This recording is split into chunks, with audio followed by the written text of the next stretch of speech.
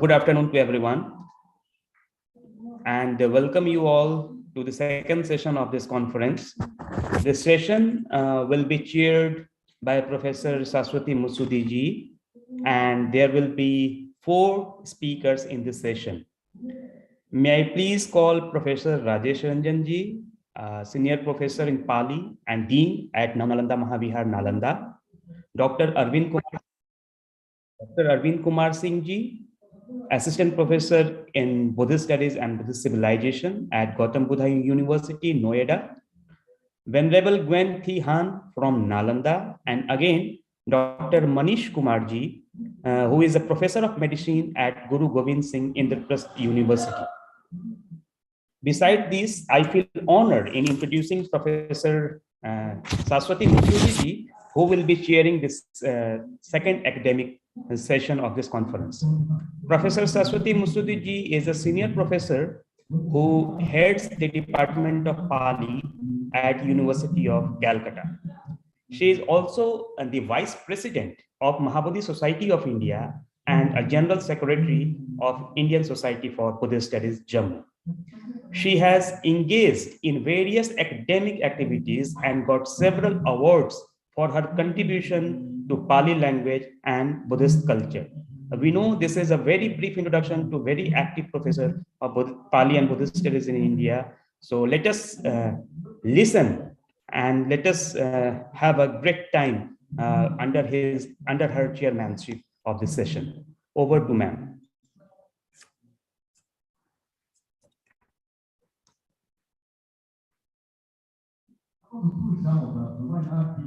Kindly unmute yourself, Saraswati ji.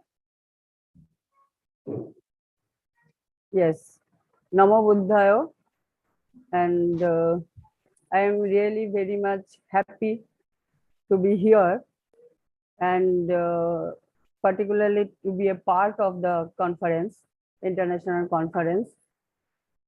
And particularly, I am grateful to the Mahabodhi Society. I am also the part of Mahabodhi Society, and our senior professor, Dr. Bimalendra Kumar ji, who is encouraged me to be here. So, and also I feel honored that the persons, scholars rather, who will present their paper. So I think the first paper presenter is Professor Rajesh Ranjan ji. I have no need to give any introduction of him. So please, Professor Rajesh Ranjan ji, I just want to request you to brief your paper and enlighten us. Thank you, ma'am. At the outset, let me express my gratitude to authorities of the Mahabodhi Society of India in general, and particular to my mentor and Guruji, Professor Bimalendra Kumar ji, for giving me this opportunity to present a paper before such an august gathering. Ma'am, मैंने जो अपने paper का जो ये title रखा है वो आर्य पर्यवेक्षण सूत्र पे है। आर्य पर्यवेक्षण सूत्र में ध्यान की अवधारणा जो है, ध्यान पर्टिकुलरली, जैसा कि हम सभी जानते हैं कि आर्य पर्यवेक्षण सूत्र जो देवनागरी त्रिपिटक में 5 राशि सूत्र के नाम से संकलित है, मध्यम निकाय का 26वां सूत्र है और मध्यम निकाय के उपम वर्ग का 6ठा सूत्र है। इसे 2 नामों से जाना गया है। आर्य पर्यवेक्षण, जिसमें ये बताया है कि बुद्ध ने 2 प्रकार की पर्यवेक्षणाएं बताया है, उसमें अनार्य पर्यवेक्षणा और आर्य पर्यवेक्षणा की बात आती है, इसलिए इसका टाइटल जो है आर्य पर्यवेक्षण सूत्र, आर्य पर्यवेक्षण सूत्र ये किया गया। दूसरा, इसमें लास्ट का जो पार्ट है उसमें पास राशि, जिसको कि जाल बोलते हैं, नेट जो है, उसकी उपमा के सहारे जो है पंच काम गुणों के उदाहरण करने से जो गलत रास्ते पे हम जाते हैं उसके बारे में बताया गया है। इस वजह से इसको पास राशि सूत्र भी कहा गया है। सूत्र का जो आरंभ होता है, यहाँ पे 2-3 चीजें जो ध्यान देने वाली बात है कि आर्य पर्यसन सूत्र या पास राशि सूत्र क्यों महत्वपूर्ण है, वो कई दृष्टियों से है। सबसे पहले तो ये तो श्रावस्ती के जेतवनाराम की चर्चा तो सब जगह पे ये पाते हैं। इसमें पूर्वाराम की चर्चा आई है और पूर्वाराम को मृगार माता का प्रासाद बताया गया, महल बताया गया है। और वहां पे बुद्ध जाते हैं, जेतवनाराम में ठहरे हुए थे, वहां पे पूर्वाराम जाते हैं, वहां पे भिक्षाटन और ये करके सारा कुछ करने के बाद जो है आनंद के इंस्टिगेशन पे वो रम्यक एक ब्राह्मण का नाम आता है, उनके आश्रम में चलने को आनंद कहते हैं, जहाँ पहले से कुछ भिक्षु संघ के कुछ सदस्य जो है वहां बैठे हुए थे, ताकि बहुत दिनों से जो प्रवचन नहीं हुआ था, बुद्ध से सुनने का अवसर नहीं मिला था, वो अवसर मिले ये जो है। तो वहां पर जो भिक्षु जो बैठे हुए थे, जब बुद्ध वहां पहुंचते हैं तो जैसा कि सभी सूत्रों में पाया जाता है, सारा जो वो व्यवहार कुशल और ये सब की बातें जो आती हैं, कुशलता की बात वो सारी होती हैं। वहां पे भिक्षुओं से बुद्ध जो है, कई सूत्रों में इस तरह की चर्चा आई है, वो ये कहते हैं कि सन्निपतितानंग वो भिक्षवे द्वयं करणीयं धम्मी वा कथा अर्यो वा तुन्नी भावो, कि अगर एक जगह इकट्ठा हो भिक्षुओं तो 2 ही काम करना चाहिए, या तो धर्म कथा कहनी चाहिए या चुपचाप मौन रहना चाहिए। उसके बाद जो है फिर वही आर्य और अनार्य परियोजना की बात करते हैं। जब अनार्य, उसमें ज्यादातर बुद्ध ने जब सम्यक दृष्टि की बात जब वो करते हैं, सम्यक दृष्टि का ये करते हैं, तो मिथ्या दृष्टि को पहले वो विश्लेषित करते हैं। तो यहाँ पे अनार्य परिवेशना की चर्चा पहले की है उन्होंने, जिसमें जाति धर्म, जरा धर्म, व्याधि धर्म, मरण धर्म, शोक धर्म, संक्लेश धर्म के बारे में जो चिंतित रहता है, जो उसका मनन करता रहता है, उसकी जो परियोजना होगी, उसकी जो खोज होगी, गवेषणा होगी, वो अनार्य कहा जाएगा।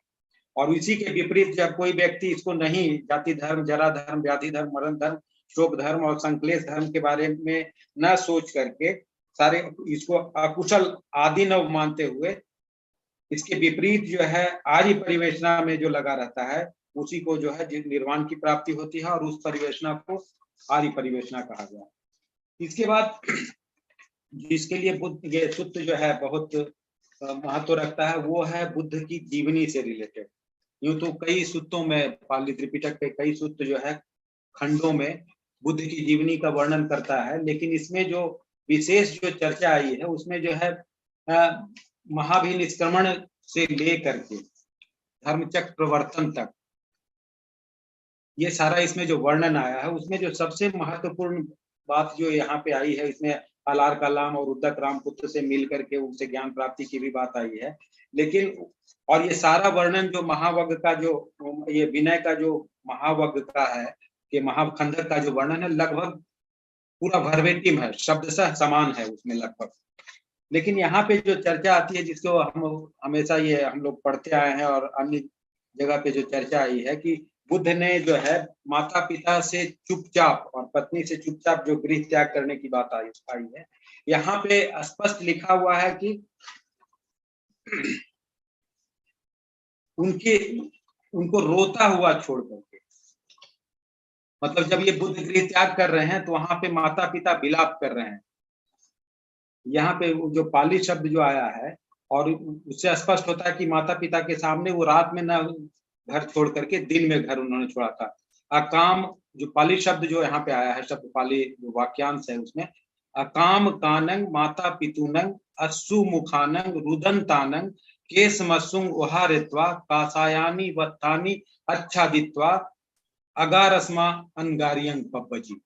यहाँ पे साफ लिखा हुआ है कि अकाम कानंग माता पितुनंग अस्सु मुखानंग रुदंतानंग, माता पिता के अश्रुपूर्ण मुख रोते हुए छोड़कर केस मसूम अपने बाल और दाढ़ी को उहारित्वा मुड़वा करके कासायानी वत्थानी अच्छादित्वा कासाय वस्त्र धारण करके अगा रस्मा अंगारियम पब्बजी।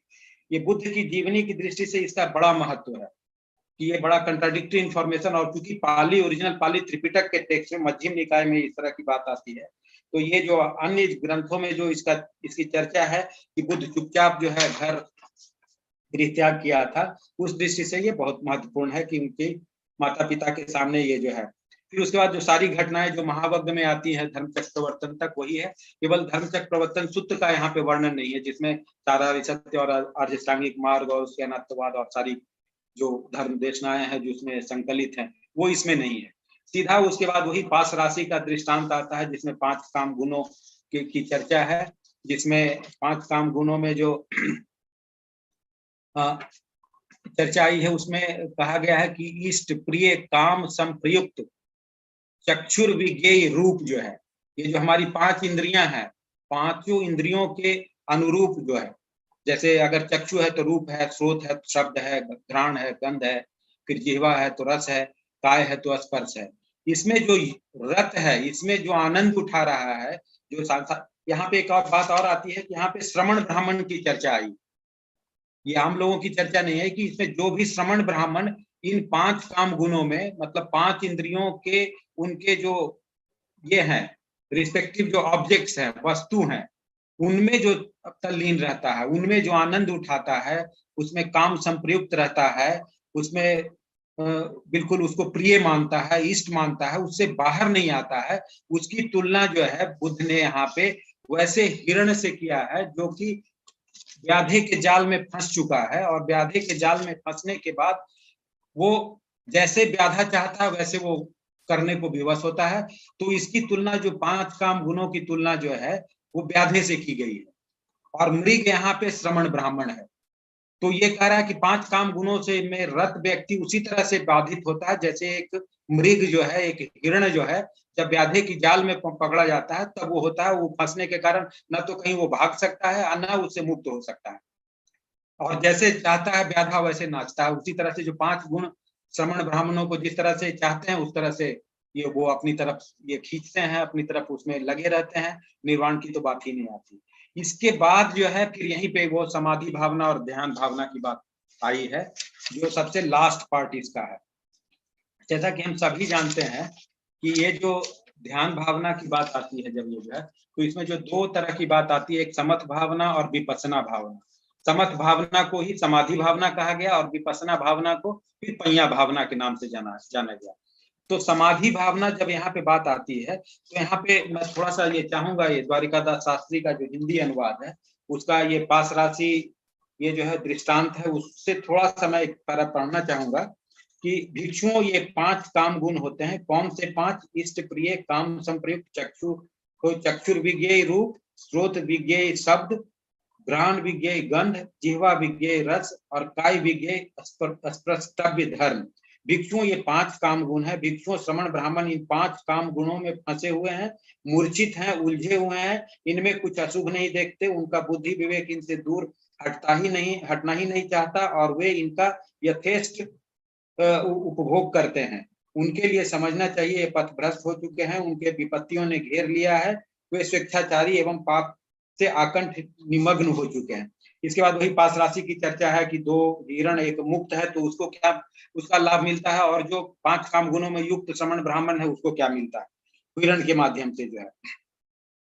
उसके बाद जो यहाँ पे जो फिर ध्यान की जो चर्चा है ध्यान की, उसमें ध्यान देने योग्य बात ये है कि जैसा कि हम सभी लोग जानते हैं कि सुत्त में जो है 4 ध्यान रूप ध्यान की बात आती है, जो कि अभिधम्म में 5 है ये। और इसमें जो ध्यानांग जो है, ध्यानांग और सुत्त में अभी मैंने नहीं देखा है, इसमें जो ध्यानांग की जो बात आ रही है उसमें भी भेद है। जैसे इसमें जब ये कहते हैं कि एव में को भिक्खवे भिक्खु विविच्चेव कामे ही विविच्चेव अकुशले ही धम्मे ही सवितक्कं सविचारं विवेकजं पीति सुखं पठमम ध्यानं उपसंपज्य विहरति। इसमें प्रथम ध्यान में जो अभिधम्म में जो ध्यानांगों की चर्चा आती है, वितक विचार पीति सुख एकाग्रता सहितं पठमम ध्यानं, यहाँ पे हम स्पष्ट भेद देखते हैं कि वितक सविचार तो है, लेकिन फिर विवेक जंग है। तो वितक विचार पीति, फिर आगे पीति और सुख भी है, फिर यहाँ एकाग्रता नहीं है, फिर सीधा पठमम ध्यानं उपसंपज्य विहरति। उसी तरह से जब दूसरे ध्यान की बात यहाँ पे आती है तो सवितक और सविचार, ये जो अभिधम्म में वितक केवल ड्रॉप होता है, दूसरे में विचार पीति सुख एकाग्रता सहित द्वितीय ध्यान रहता है। यहाँ पे सभी उसी को ये उल्टा करके अवितक्कं अविचारं समाधिजं विवेक जंग की जगह समाधि जंग, और पीति सुख वही है। फिर यहाँ जो है द्वितीय ध्यान उपसंपद्य विहरति। अब अन्य सूत्रों में इस तरह से, किस तरह से ये 5 ध्यानांगों की बात आई है, ये एक गवेषणा का विषय है। आगे जब ये मौका मिलेगा मैं उस पर भी काम करूंगा। जो तीसरा जो फिर इसमें आ रहा है, फिर अवितक्तं, अविचारं, समाधिजं, पीति सुख, ये सारा छोड़ करके फिर उपेक्ष को सतिमा सुख विहारी थी ततीय ध्यान। यहाँ भी हम देख रहे हैं कि भेद है। ये जो है यहाँ पे ततीय ध्यान में आ जाता है पीति सुख एकाग्रता सहित ततीय ध्यान अभिधम्म में। यहाँ पे आ रहा है उपेक्ष को सतिमा सुख विहारी थी ततीय ध्यान उपसंपद्य विहरति। फिर चौथा में है सीधा दुखम सुखम उपेक्षा सति परिशुद्धि चतुर्थ ध्यान उपसंपद्य विहरति। तो ये जो वेरिएशन है, ये देखना है कि जो 4 जो सभी सूत्रों में 4 ध्यान की बात आती है, उसमें ध्यानांगों की चर्चा किस प्रकार से हुई है। ये आर्य पर्यसन सूत्र या 5 राशि सूत्र में जो वर्णन आया है उसका मैंने ये कर दिया। इसमें अब ये सारे अंगों की चर्चा मैं यहाँ पे नहीं कर रहा हूँ कि अवितक्तं, अविचारं या उपेक्षको सतिमा सुख विहारी इत्यादि से क्या अभिप्राय है, ये थोड़ा लंबा हो जाएगा, इसलिए उसको मैंने अभी ड्रॉप कर दिया। उसके बाद जब अरूप ध्यान की बात जब हम देखते हैं तो यहाँ पे फिर वही सारा अभिधम्म वाला ही आकाशानंद चायतन, विज्ञानंद चायतन, अकिंचयायतन और नेव संज्ञायतन, ये 4 तो सेम है। जैसे जब 5वें ध्यान की बात इसमें जब देता है तो अन्वतत्तो आकाशोति आकाशानंद चायतन उपसंपद्य विहरति।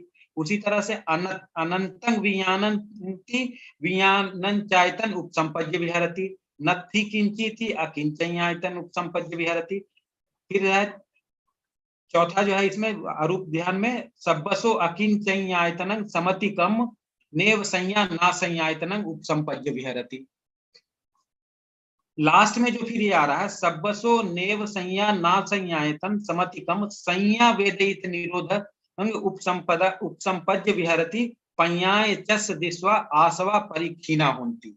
ये लास्ट में ये कह रहे हैं कि जब नेव संज्ञा ना संज्ञायतन स्टेज को जब प्राप्त कर लेता है तो उसका सारा जो है संज्ञा वेदित जो वेदनाएं हैं वो सबका निरोध हो जाता है, और उसके बाद जो है उपसंपदा प्राप्त करके जो है निर्वाण प्राप्त होता है, और उसके बाद सभी दुखों से मुक्ति हो जाती है। तो इसमें जो 5 राशि सूत्र में या आर्य पर्यसन सूत्र में जो ध्यान भावना की चर्चा है वो ध्यान भावना की यही है। इसमें ये खास करके जो ध्यानांगों में जो अंतर दिखा है ये जो है इसमें थोड़ा बड़ा इंटरेस्टिंग है, और इसमें और भी आगे काम करने की जरूरत है। मैं इन्हीं बातों के साथ अब मैं अपने ये वाणी पे विराम देता हूँ। आगे जो कुछ भी होगा ये जब ये पेपर छपेगा तो उसमें मैं सारा विस्तार पूर्वक ये दूंगा। और इन्हीं शब्दों के साथ मैं फिर से एक बार मैडम शाश्वती मत्सुजी जी को भी धन्यवाद देता हूँ, जिन्होंने बहुत ये ध्यान से सुना हमारी बातों को, और सभी लोगों के प्रति मैं आभार व्यक्त करता हूँ जिन्होंने खूब ध्यान से सुना। इससे धन्यवाद मैडम। धन्यवाद राजेश जी। इतना अच्छा से मतलब बोले लिए आप ये आर्य पर्यसन सूत्र के बारे में, उधर जैसे ध्यान के बारे में जानो कैसे डिस्कस हुआ है, ये हम लोगों के सामने आप उपस्थापना किया है। अगर ये मतलब जो डेलीगेट्स अभी सुन रहे हैं तो किसी के अगर कोई प्रश्न पूछना है या कोई भी क्वेरीज है आप लोग पूछ सकते हैं, लेकिन बी ब्रीफ प्लीज।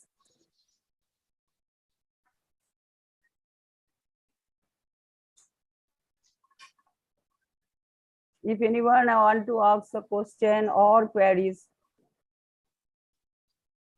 okay.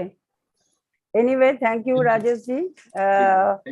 बहुत ही अच्छा लगा मुझे कि आप जब ये बात बोल रहे थे तो प्रेजेंट कर रहे थे तो हम अभिधम्म के जो जहाँ जैसे ध्यानांग के बारे में हम लोग जानते हैं उससे क्या इधर कैसे ये विपरीत पक्ष क्या है या एक साथ हम लोग कैसे इन लोगों को मिला सकते हैं, ये सब जो डिटेल्स में जाना। तो आप लोग ने जो उपस्थापना किया है इसके लिए आपको बहुत बहुत धन्यवाद देती हूँ, अभिनंदन। और नेक्स्ट जो हम लोगों का स्पीकर है doctor Arvind Kumar Singh from Noida and GBU Gautam Buddha university, और अरविंद का भी कोई इंट्रोडक्शन की जरूरत नहीं है मुझे लगता है। तो वो Indian society for Buddhist studies के जॉइंट सेक्रेटरी है और जीबीओ में भी बहुत सारे काम कर रहे हैं। हम लोग हर दिन हर टाइम मिल जाता है, कुछ ना कुछ अरविंद से मिलता ही है। तो अरविंद प्लीज आप आपका प्रेजेंटेशन रखिए, ये 10 मिनट का टाइम है। जी मैम। तो please. Thank you, ma'am. First of all, I must thank Bimlendra sir for giving me this opportunity for last 6-7 years continuously. Thank you, sir. Thank you, ma'am, for inviting me to present my paper. So today my paper is on Vipassana, a practical way to attain peaceful mind, or this will lead to a peaceful, healthy life also. So how first we would like to discuss about the how to understand what is Vipassana actually. So according to the Buddhist concepts and practices that have attracted the attention of human on the all over the world for many decades, only in recent year it has become very evident that the Vipassana practice might have a important role in enhancing healthy and equality of everyday ethical life. And in this importance of Vipassana, that was basically led by Bebu Sayadaw from Sri Lanka and Myanmar, and then later on S.N. Goenka-ji. A number of clinical researches and studies indicate a potential wide array of physiological benefits of Vipassana contemplative practices. Apart from that region, these new discoveries is that many more Westerners are now being trained in Buddhist contemplative traditions, that is Vipassana, and now they are educating the general masses through their Vipassana practices and teachings. More powerful living forces are the technological advancements that enable scientists to measure the changes taking place in our bodies, including the brain, during the time in Vipassana meditation practice. Therefore, the remedy also must be universal in nature. This can only be possible by following the Vipassana meditation practice. Vipassana, which is an ancient Indian technique which was rediscovered by the Buddha in 6th century BC, and it has helped a large number of people, not only in India but across the world all over, to get rid of their sufferings and attain a high level of growth in their every spheres of human life. Vipassana in a inward meaning and objectives of Vipassana. Vipassana is inward vision, insight, intuition, introspection, or insight that lead to see things as they really are, in their true perspective, or we can say that in their true nature. It is a practical technique of self-examination, a scientific method of self-observation, which results into the total purification of mind and the highest happiness of full liberation. The objective of Vipassana meditation is to help liberate mankind from the pangs of suffering. Wisdom springs from meditation. Without meditation, wisdom wanes, and having known these two paths of progress and decline, let a man so conduct himself that his wisdom may increase. It may not decrease also. So according to one of the greatest master of Vipassana meditation from Myanmar, that is Ledi Sayadaw, in his words, the seeds of seal and samadhi can be obtained at will, at any time. But the seeds of panya or wisdom can be obtained only when one encounters the Buddha Sasana or the teachings of the Buddha, which are very valuable. Outside of a Buddha Sasana, one does not get the opportunity of even hearing the mere mention of words associated with panya. Though an infinite number of sunya or empty of the Buddha's teachings or sunyata world cycle may elapse. Hence, those persons of the present day who are fortunate enough to be born in this world while a Buddha Sasana flourishes, if they intend to accumulate the seeds of Magyayan or knowledge of the path and Phalyan, knowledge of the fruit. So this is the importance of Vipassana as said by Ledi Sayadaw. Now, Vipassana as depicted, we found mentioned in Pali text or Pali canon. So, meditation as a Vipassana technique is a technique to attain enlightenment, which elevates the states of concentration and has been practiced in India even before Buddha. Teachers he had gone to before set of his own had guided him to higher state of concentration. Arya Parisena Sutta shows that the Bodhisattva studied under two meditation masters, Alar Kalam, who reportedly taught him to attain the sphere of nothingness, that is Akinchanayatan, and Uddak Ramput, who guided him towards the sphere of neither perception nor perception. They taught only the meditation of serenity, that is Samatha Bhavana. According to Johannes Bonkhorst, the Buddhist meditation has been originated from the religious practices of ancient India in response to the ascetic practices followed by Jainism. Also says in his work that two traditions of meditation in ancient India, the formless meditation, are borrowed from early Jainism. Vipassana as the teaching, as the essence of Buddha's teaching. Vipassana is considered as the essence of Buddha's teaching.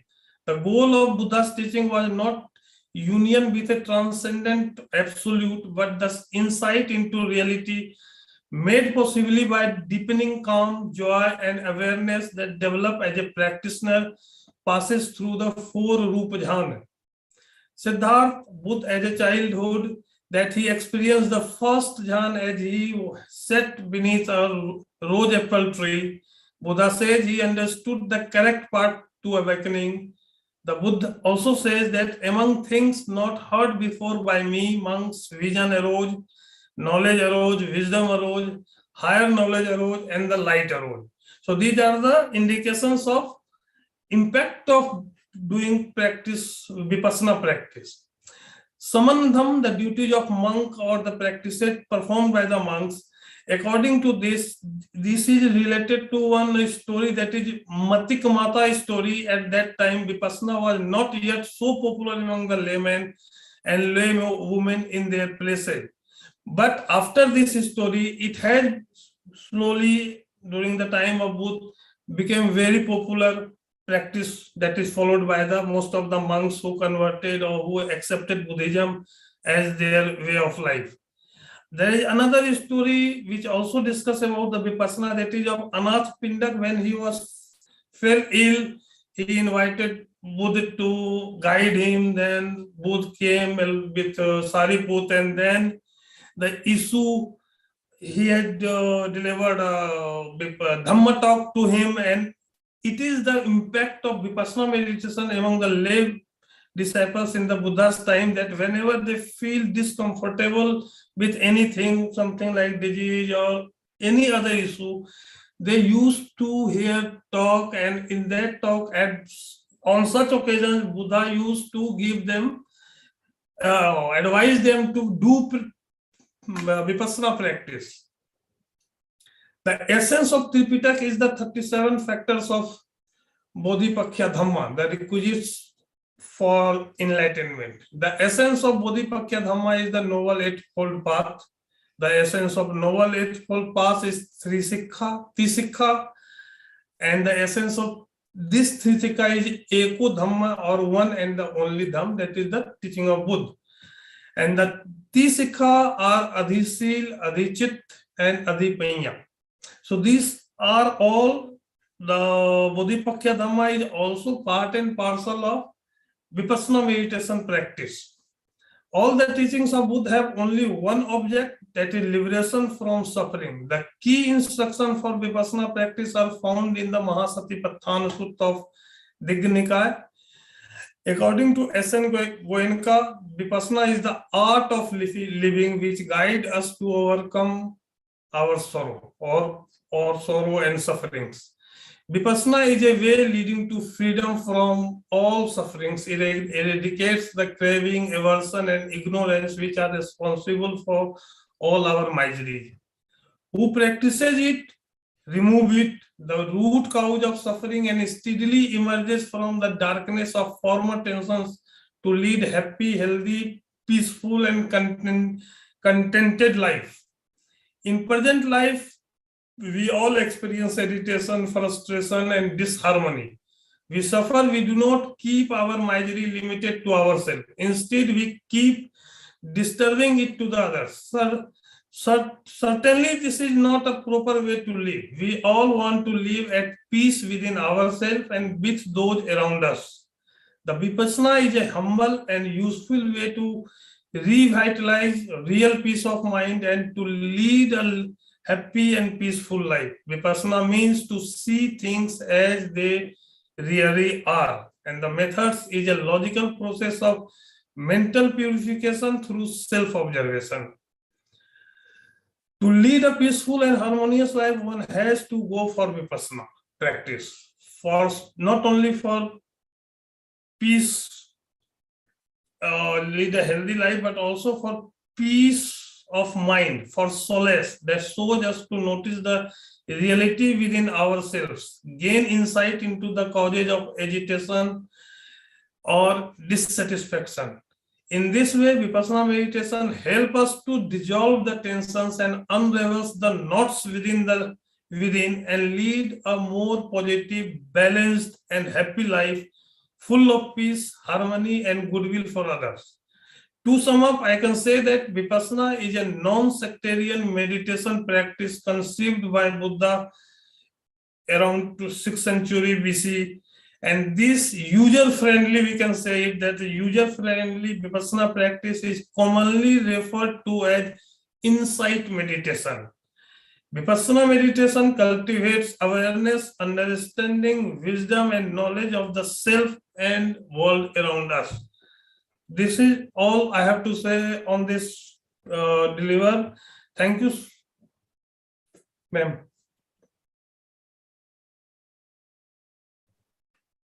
Thank you, Dr. Arvind Singh, for your nice presentation.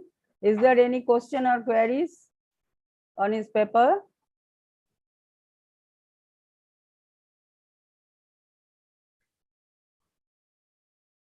If any question or queries, you can put here.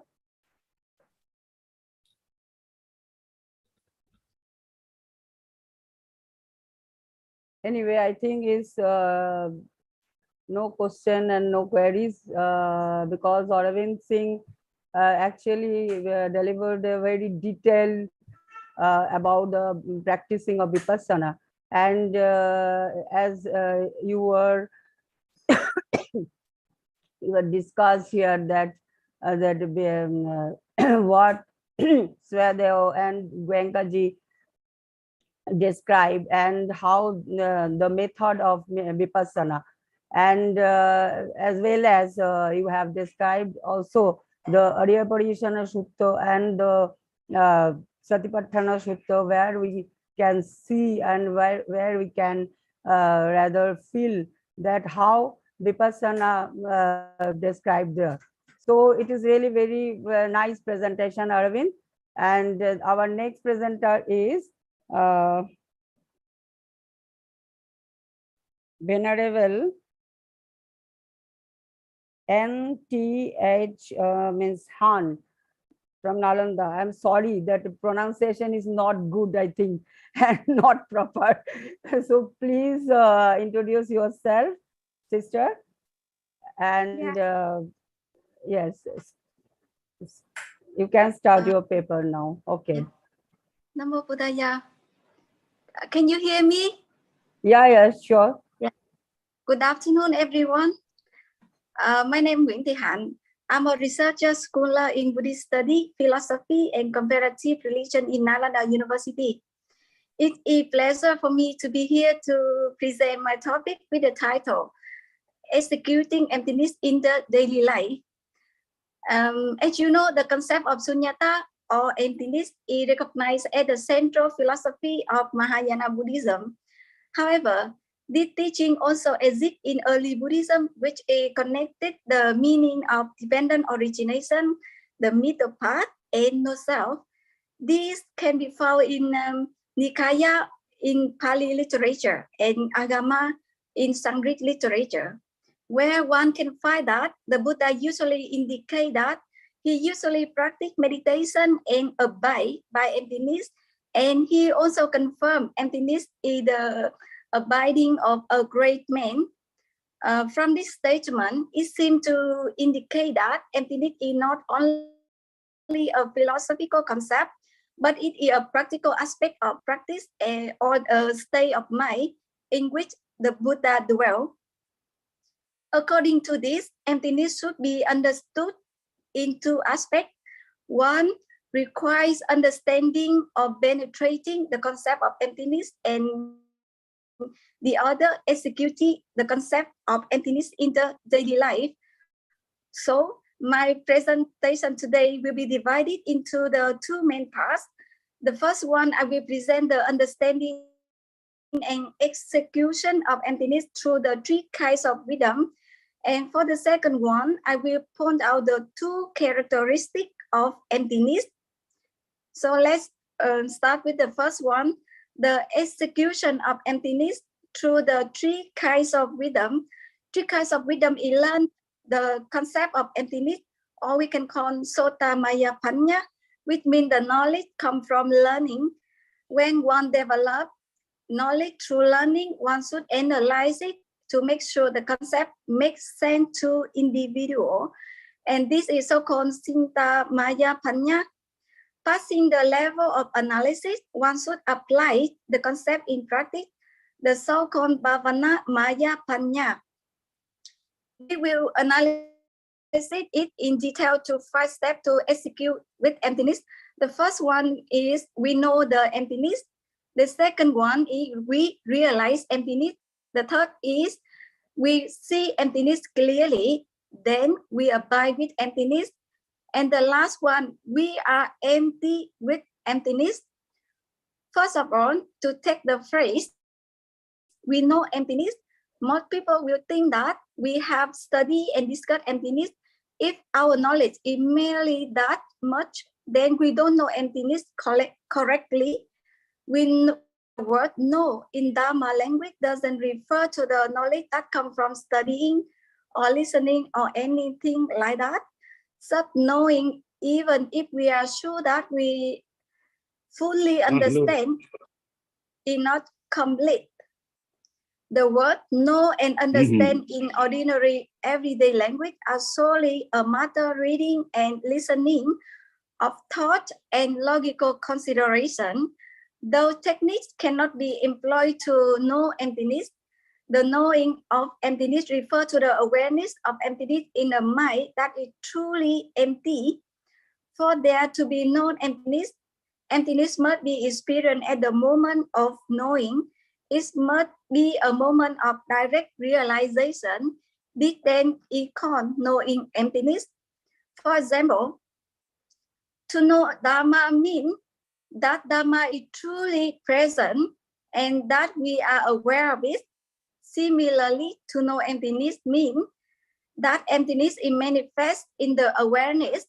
Actually, on any one day, emptiness is there repeatedly, and even if it's not a physics, absolute emptiness is still very good if we take the trouble to observe it.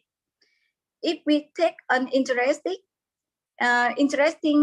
this source of emptiness right from the start, it will generate contentment with emptiness that will make it easy to practice to attain the real thing.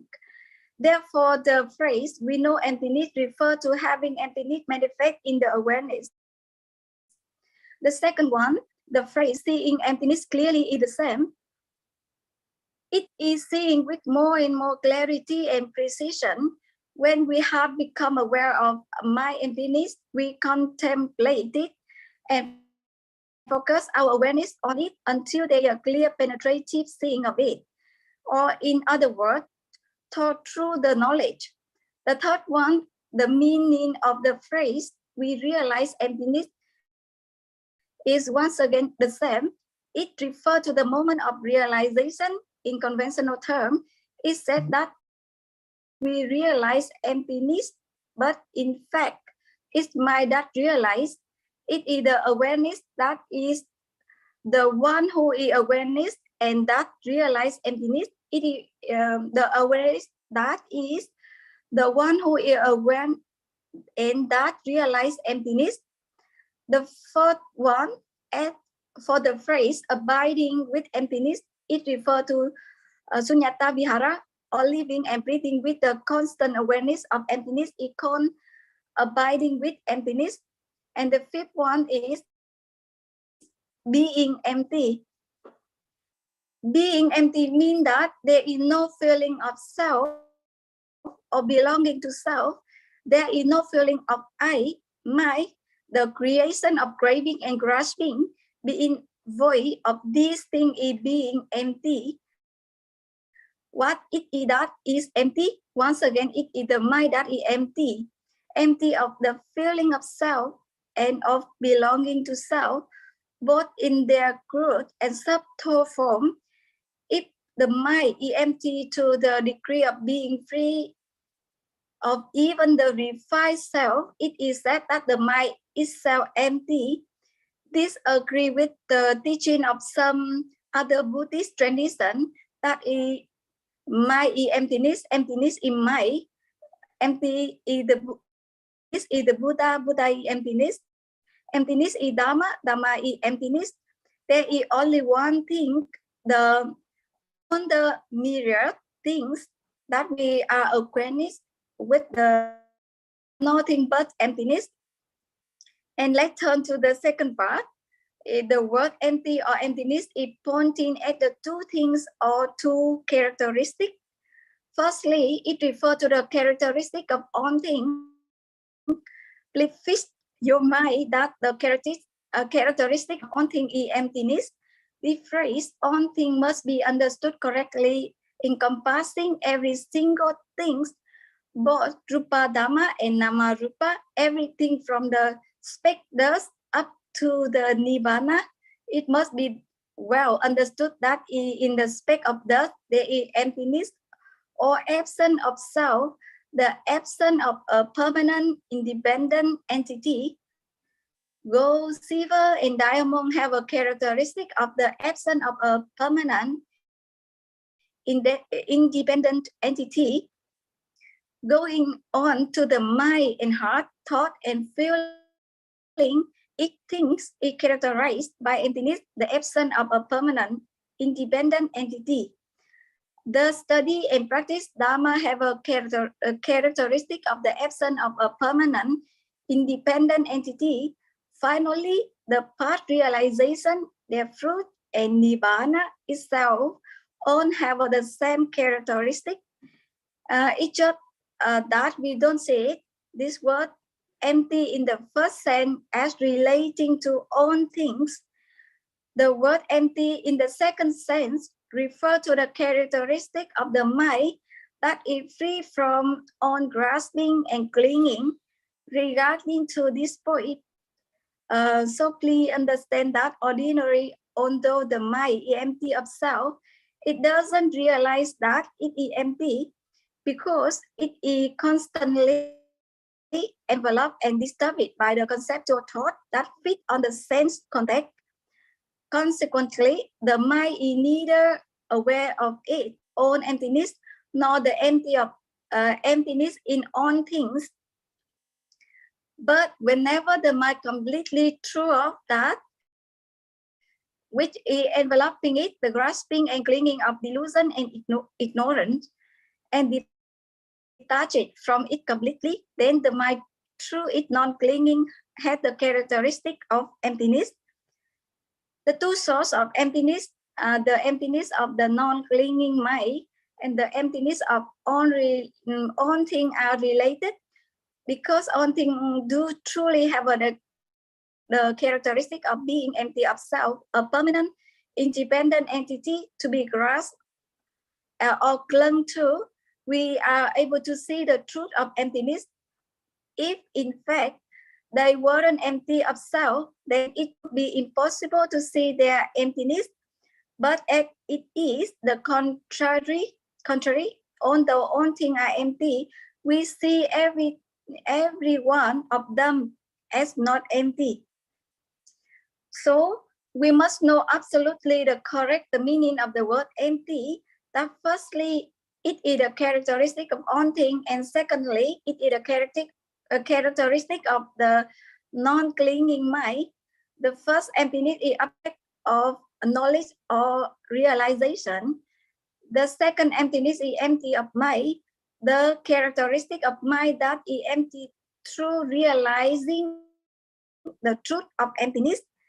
Thus, the mind seeing emptiness in all things, and this integrates itself, leaving only emptiness. It becomes emptiness itself and see everything as emptiness. Everything, as I have said, from the speck of dust up to the Nibbana, material object, people, animal, time, and space, every source of Dharma melt into emptiness. Through knowing the truth of this point, this is the meaning of the word empty. So finally, I want to borrow the speech of the Bhikkhu Buddhadasa in the book, The Hardwood of the Bodhi Tree, to emphasize the important role of the emptiness in Buddhism. And this is also the conclude of my speech. He said that the subject of emptiness cover on the Buddhist teaching. For the Buddha freed with emptiness. Emptiness is the theoretical knowledge, it is a practice, and it is a fruit of the practice. If one study, one must study emptiness. If one practice, it must be for the fruit of the emptiness. And if one receive the fruit, it must be emptiness. So finally, one attain that thing that is supremely desirable. There is nothing beyond emptiness. Yeah. Thank you for your attention. Thank you, sister, for your nice presentation. Is there any queries or any questions on his paper, on her paper? You can put your question or queries.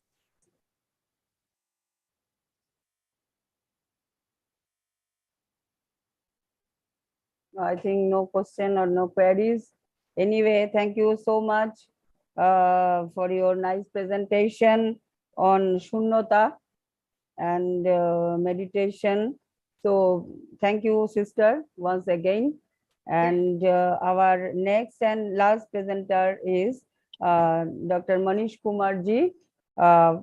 He is a professor of medicine in Guru Gobind Singh Indraprastha University since 2013, and he is also very well-known name actually in our Mahabodhi Society, and he is also a GB member, and I think is one of our vice president.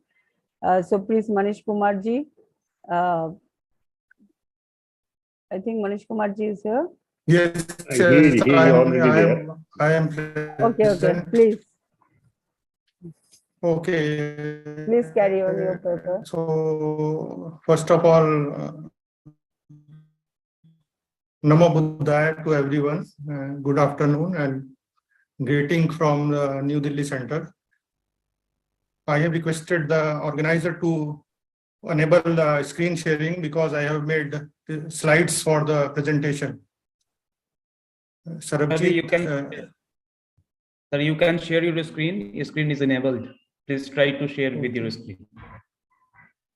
But host, it is showing host disabled participating.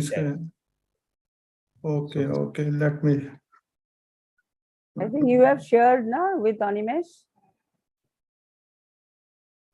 Ma'am, I do not have his presentation now. Oh, so he can. Okay, can you see the slides? No, sir. No. Not now. You have to share the screen, Professor Manish Kumarji. Yes, I have just a minute.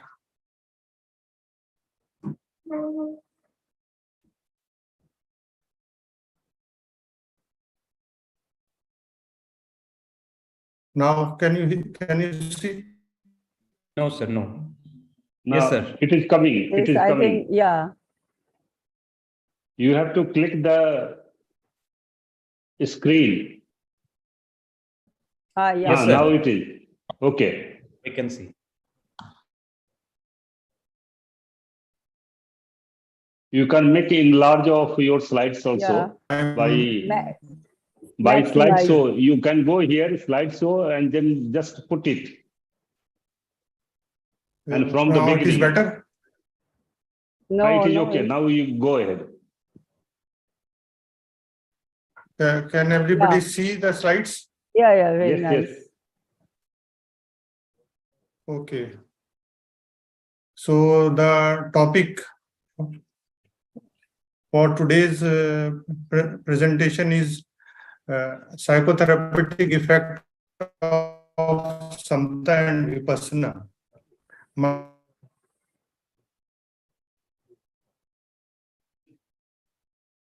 And I'm a clinician, and so this topic.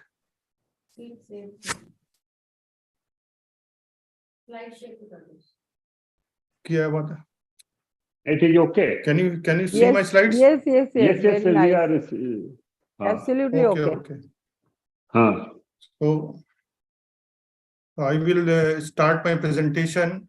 First of all, I will try to explain these two words, Samta and Vipassana, and then I will proceed further.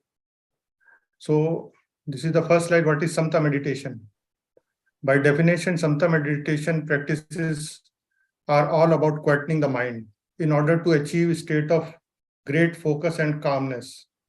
This word is derived from Sanskrit and is a Pali term that translates roughly as tranquility of mind, or another name is peaceful abiding or mind calmness. It exists in a wide variety of Buddhist tradition and is generally considered as second quality of the mind within Buddhist meditation along the side of Vipassana. So in a nutshell, Samta is about tranquility and peaceful abiding of mind. Samta is often categorized into the 5 main characteristics, which are as follows. Number 1 is effortless, stable attention, which is samadhi. Next is powerful mindfulness, which is sati.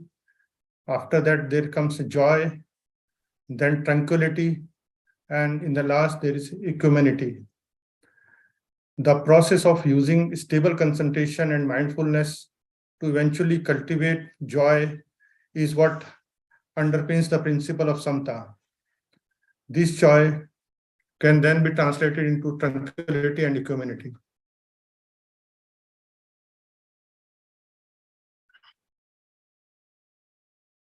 Now comes to Vipassana. What is Vipassana meditation?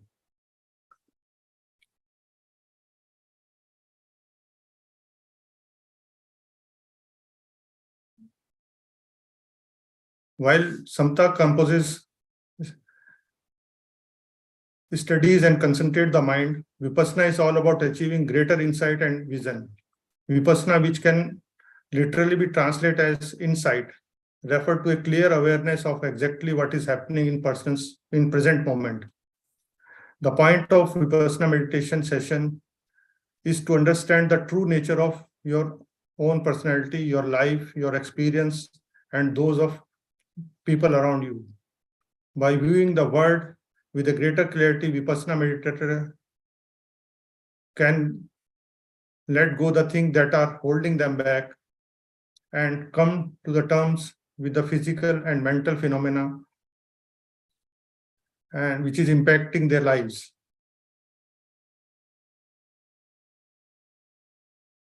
Vipassana meditation moves beyond the simple breath awareness and concentration-based mindfulness techniques and encourages the non-judgmental tracking of any of the 5 senses. The 5 senses which takes input from the outer atmosphere and goes to your mind, and then it can cause positive effect, it can cause negative effect. So first of all, you have to identify these 5 senses, how they are generating and how they are producing their effects. So Vipassana is to identify these 5 senses of seeing from eyes, hearing, smelling, tasting, and touching. So, and these 5 senses can also be extended to thoughts and feeling. in the very first sermon, Buddha gave this Dhammacakka Parivartana Sutra, in which he said, Panchakupa Dana Kanda Dukkha. These 5 senses, these are the root causes of suffering, because people are addicted to the sensations which are received by these 5 senses. So by Vipassana meditation, you can identify the sensational process in these 5 senses, and later on you can modify accordingly. So next comes, what is the difference between Samatha and Vipassana meditation? So both are same or both are different? Samatha and Vipassana are divided by a subtle difference. There is no much big difference. They are continuation of one part to the other. So it can sometimes be tricky to understand exactly what separates these two practices. Probably the key thing to bear in mind here is that Vipassana meditation involves paying non-judgmental attention to one or more aspect of present moment, while Samatha will generally revolve around just one object of attention. So the basic difference is Samatha is single objected and Vipassana can be multiple objected, related to the 5 senses. But both are interrelated. Initially, you have to practice Samatha and calm your mind. And when with this calm and concentrated mind, you can practice Vipassana. So next question comes, should I practice Samatha or should I practice Vipassana? So put simply, it depends on what you are looking to get out of your meditation practice.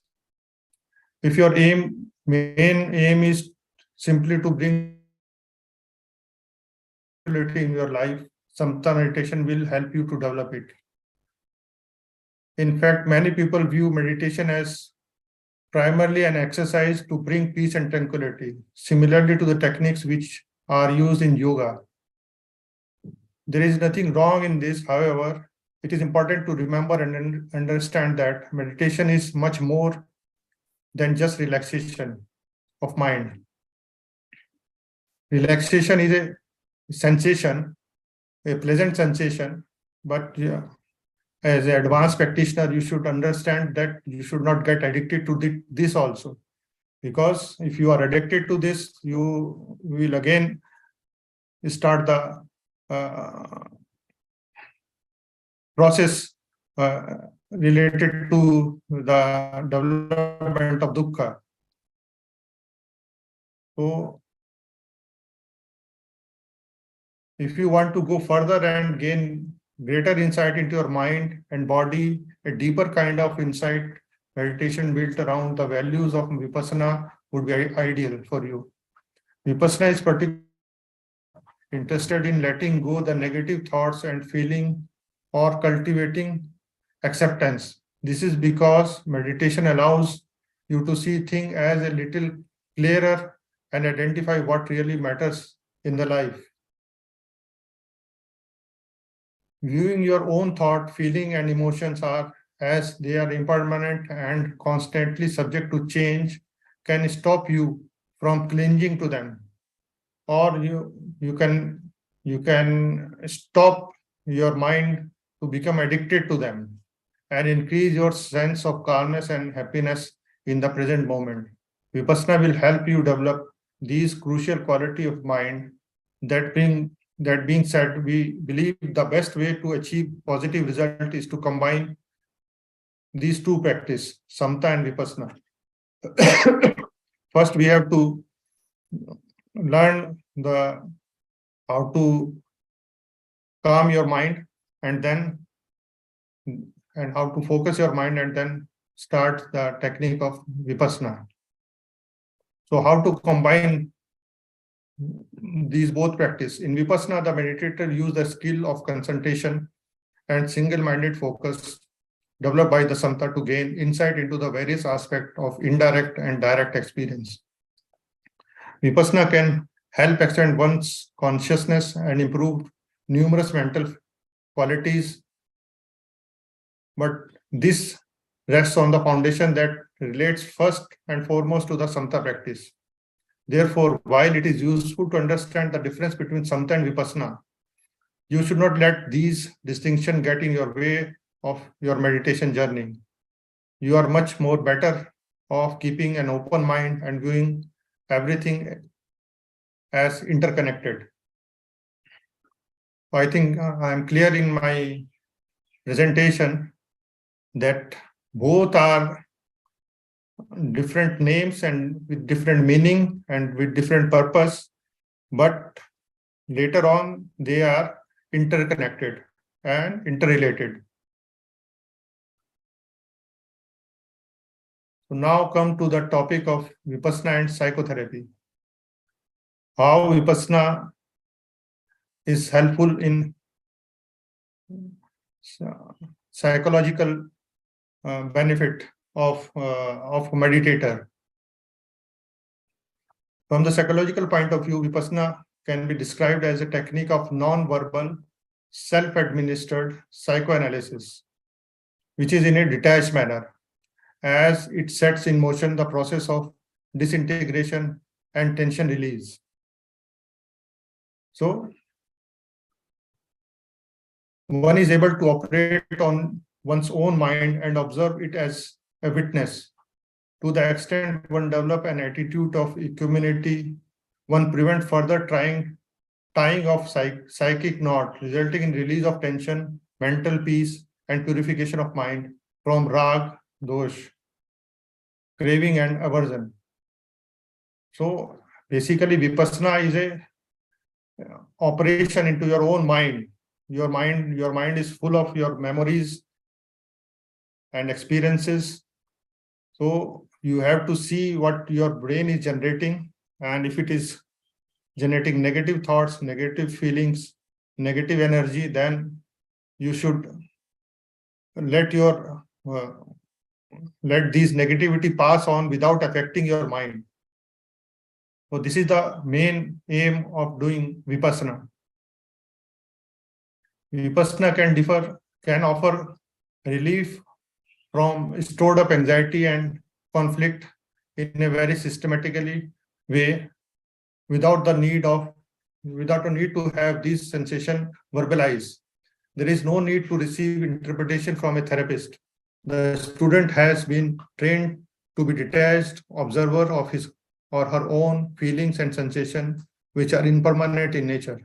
So if you are taking a psychotherapy, so there is a need to tell to your doctor or your therapist about your feelings, and these things are repeated again and again. So these repetition may act as a multiplication, and the sensation becomes stronger and stronger.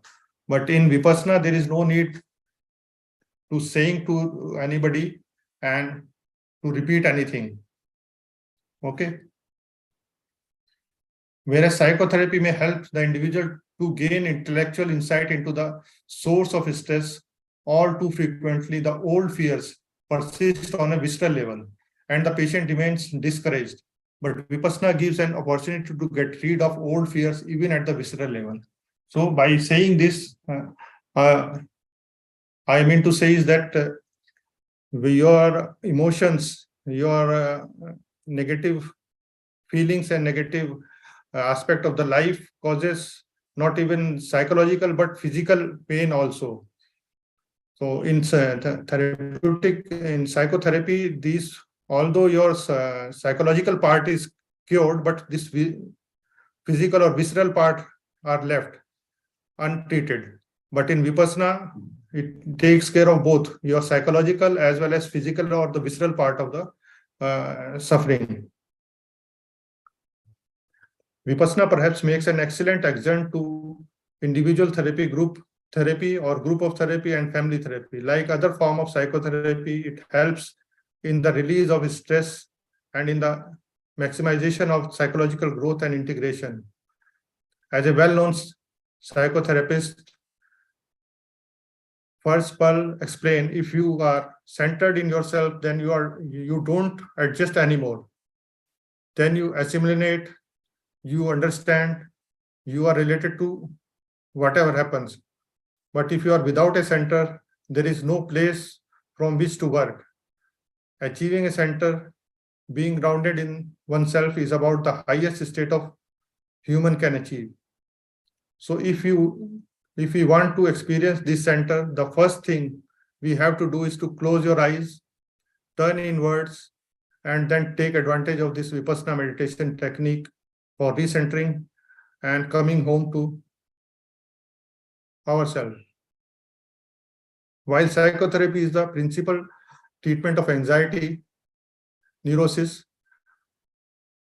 either alone or combined with the tranquilizer, it is expensive, time-consuming, and available only in the cities. In today's life, vast number of individuals in our modern world who are not thought or considered as mental patients are suffering needlessly by failing to actualize themselves. For such people, Vipassana will work as a preventive as well as curative measure. It is easy to practice and does not need a continuous professional attention, and it is inexpensive. So it will not cost you anything. You have to just learn the technique and give time with firm determination, and you will keep on learning and growing. Vipassana should be incorporated into your psychotherapeutic priorities, as it has many advantages over the other psychotherapeutic techniques.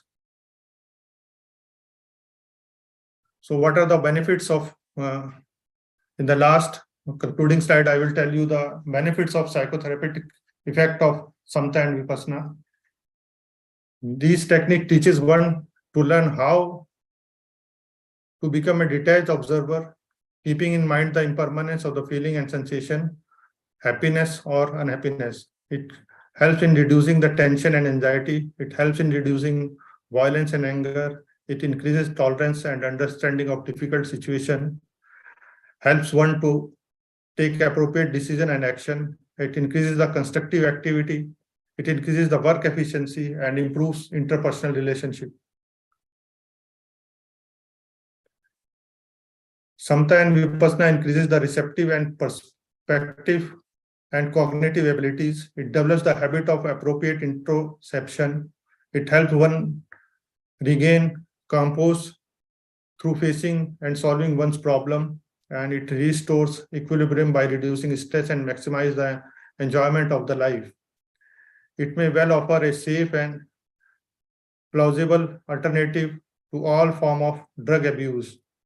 It improves communication. It encourages the resolution of emotional conflict and allows previously unacceptable aspect of self to become integrated into your personality. It reduces the need of excessive sedation, which are given by psychotherapists to tranquilize your mind. Vipassana and Samatha normalize the sleep patterns, enable one to feel fresh and alert, and gives one the feeling of inner happiness and lightness.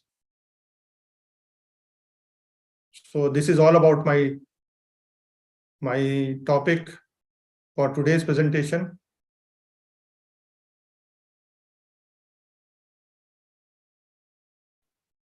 If there is Thank you. any comment and questions, Yes. all are Thank you. welcome. Thank you, Monishji. It's really very nice presentation. But I think the topic is a very, it needs a lot of times to elaborate the title, like a psychotherapeutic effect. Is really, I am really very curious about the topic. And Yes, the time is very short. So, but even then you have clarified the detailed things. But I need actually know, I want to know the real the meaning or the term of psychotherapeutic effects. What's that actually when you will describe any just novice people like me? So how can Okay. you? So This is my query, you see nothing else. your question is very nice, and the literal meaning of psyche is psychotherapeutic, means your therapy which are related to I think it's disturbing your. mind, I can't hear you. your chit, your man. Psyche is your mind, your chit. So how you feel, what is your feelings? The therapy which is related to your feelings is called psychotherapy. So I these think can there be is achieved by internet problem of me, two or ways. In the modern world where life is very fast and busy, people don't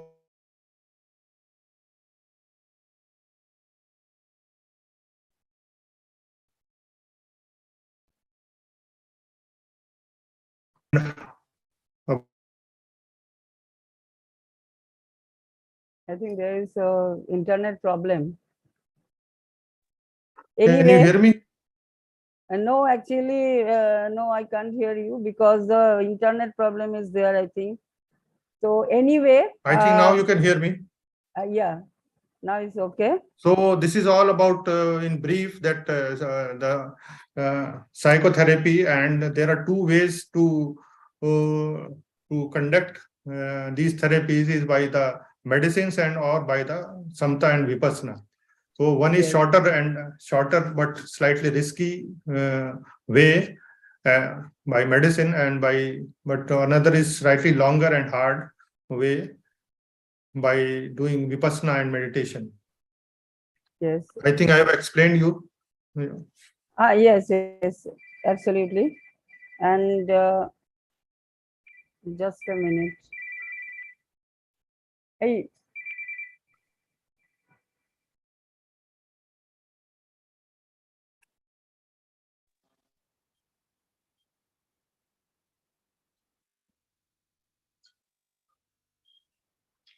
So that is all about my presentation. I am sorry that is interruption was there. So I am really very thankful to all of paper presenter who presented your paper very nicely in this session.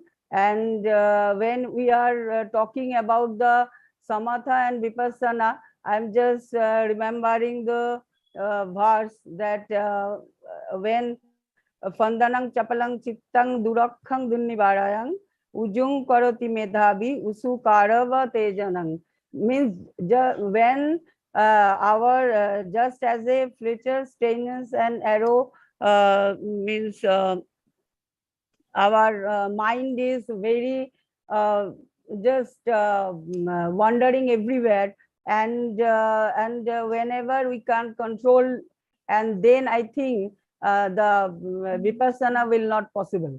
So when we are talking about the vipassana, it is needed that yoga ve jayati bhuri or yoga bhuri sankhayo etang dve the pathang yatva bhavaya vibhavaya cha tatha tanang nivesaya yatha vuri pavadhati, means is really indeed that wisdom is born of meditation. Without meditation, wisdom is lost. So knowing this twofold path of gain and loss of wisdom, one should conduct oneself so that wisdom may increase. Is really when I was just listening all these papers and observing all these things, that and I can realize that all vipassana, when vipassana is possible only when our mind is calm.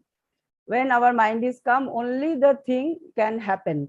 And is really, I am really very happy that the papers are like Samatha and Vipassana and Arya Pariyasana Sutta and the Sunnata, about Sunnata, and then the practice of Vipassana. And the last one is also the very interesting paper was there by our Manishji, that psychotherapeutic. I think that all these things are very important in our life, particularly this when we are very much when we are in crisis in modern life. Day by day we are searching just peace in mind, and only I think Vipassana can help us to remove our such type of crisis. So thank you once again, Professor Bimalananda ji and Animesh and all the delegates and GB members, vice presidents of Mahabodhi Society of India, and all of my paper presenter scholars. I am really very happy that all of you are with me, and rather with Mahabodhi Society. Thank you very much for your patience. Thank you. Thank you so much, ma'am, Professor Saraswati Musudi, ma'am, for concluding this session before time. We have 10 minutes left. We are thankful to you, and on behalf of Mahabodhi Society of India and on my personal behalf, I thank you and showing my gratitude to all the speakers who have presented here in this conference. Thank you so much, ma'am. Thank you. And now this is the time to move ahead, and we are moving to the last session of today's conference. This is the third academic session, which will be chaired by the Honorable President of Mahabodhi Society of India, Dr. Mahendra Singh ji. And I think he has not yet joined. No, he is likely to join. Just to wait for 2 minutes and just to tell about other speakers so that he can join the program in the meantime. Sir. So in this session, there are 5 speakers in this session who belong to the governing body member of Mahabodhi Society of India. So may I take this opportunity to please call upon Dr. Saurendra Kumar Mahapatra ji from Bhubaneswar, Dr. Subrato Barua ji from New Delhi, Mrs. Usha Bodh ji from Lucknow, Mr. Jai Shankar Sahai ji from Lucknow, and Dr. Namrata Chadda ji from Bhubaneswar. So, and of course, Dr. Mahendra Singh ji as a chairperson. So we should have a few minutes, sir, and let us wait for a few minutes so that the president can join and we can have a better and good session, profound session.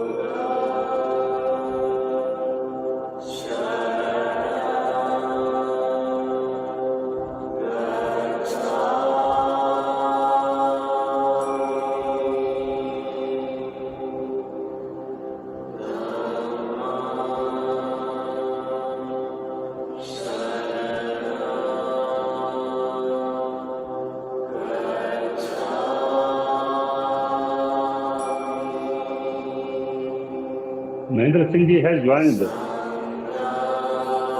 Animesh? Okay, sir. ये Yes. Over नमो बुद्धाय निवेश जी. Yes, sir. Namo Buddhaya, sir. I invite How you are as you? a. How are you? Yes, sir. All going well, sir. I become very happy when I see you, your smiling face and your knowledge and your attitude. Thank you so much, sir. Okay, okay. Now he is smiling. Earlier he was not smiling. He No, was Yes, yes, yes, yes. Is the session over? Previous No, session? no. It is Yes. over, sir. Over. Sir. Okay, thank you very much. Can we start the session? Please move. Okay, thank you, thank you. Just Thank you. introduce Professor Mahendra Singh ji. Yeah, Animesh ji. Sir. So Kindly introduce Dr. is our- Mahendra Singh ji. this is our last session of today's conference, and our Honorable President of Mahabodhi Society of India, Dr. Mahendra Singh ji, will chair this session. And under his guidance only and under his leadership only, we can offer this type of academic activities. So let us listen him, and let us appreciate his wisdom, so that we can have profound knowledge, and we may be blessed by his words. Sir, over to thank you. you. Thank you. Thank you so much. Kind. So sadhu, so kind of.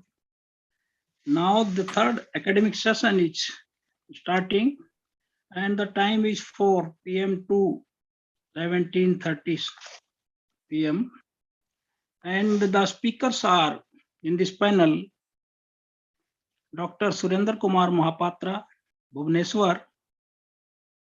And Surendra Kumar Mahapatra is the trustee and governing body member of the Mahabodhi Society of India. He is a very generous and very intelligent person and responsible person in the society. And next is Dr. Subratu Barua.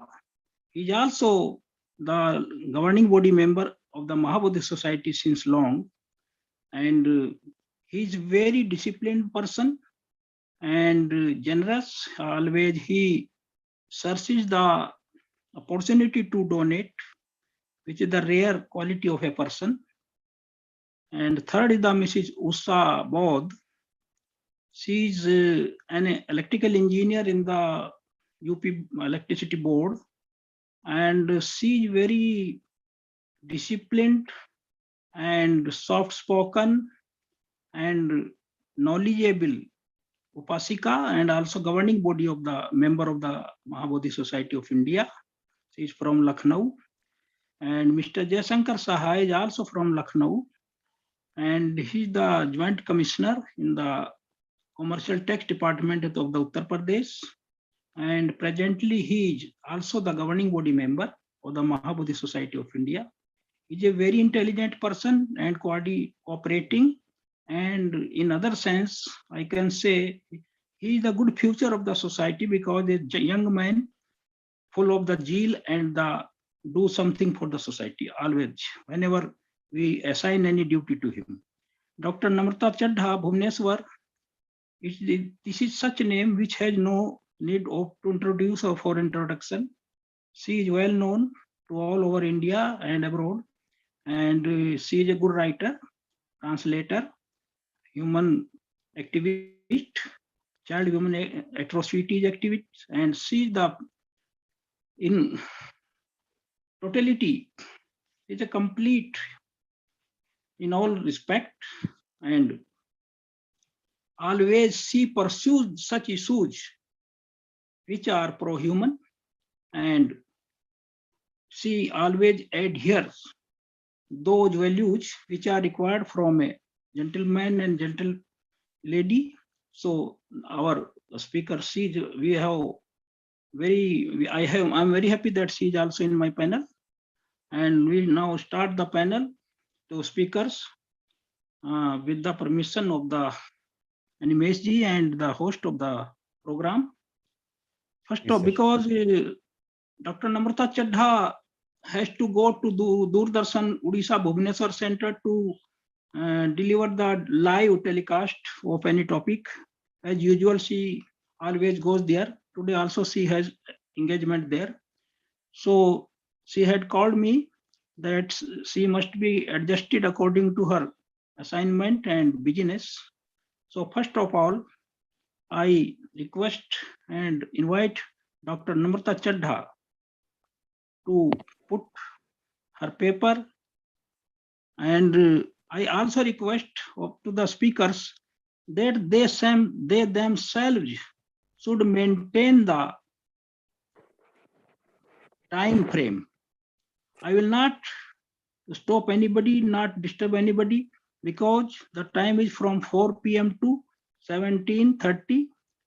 So then you are to divide the time among themselves, as a all knows that we are disciplined persons. So I invite Dr. Namrata Chadha.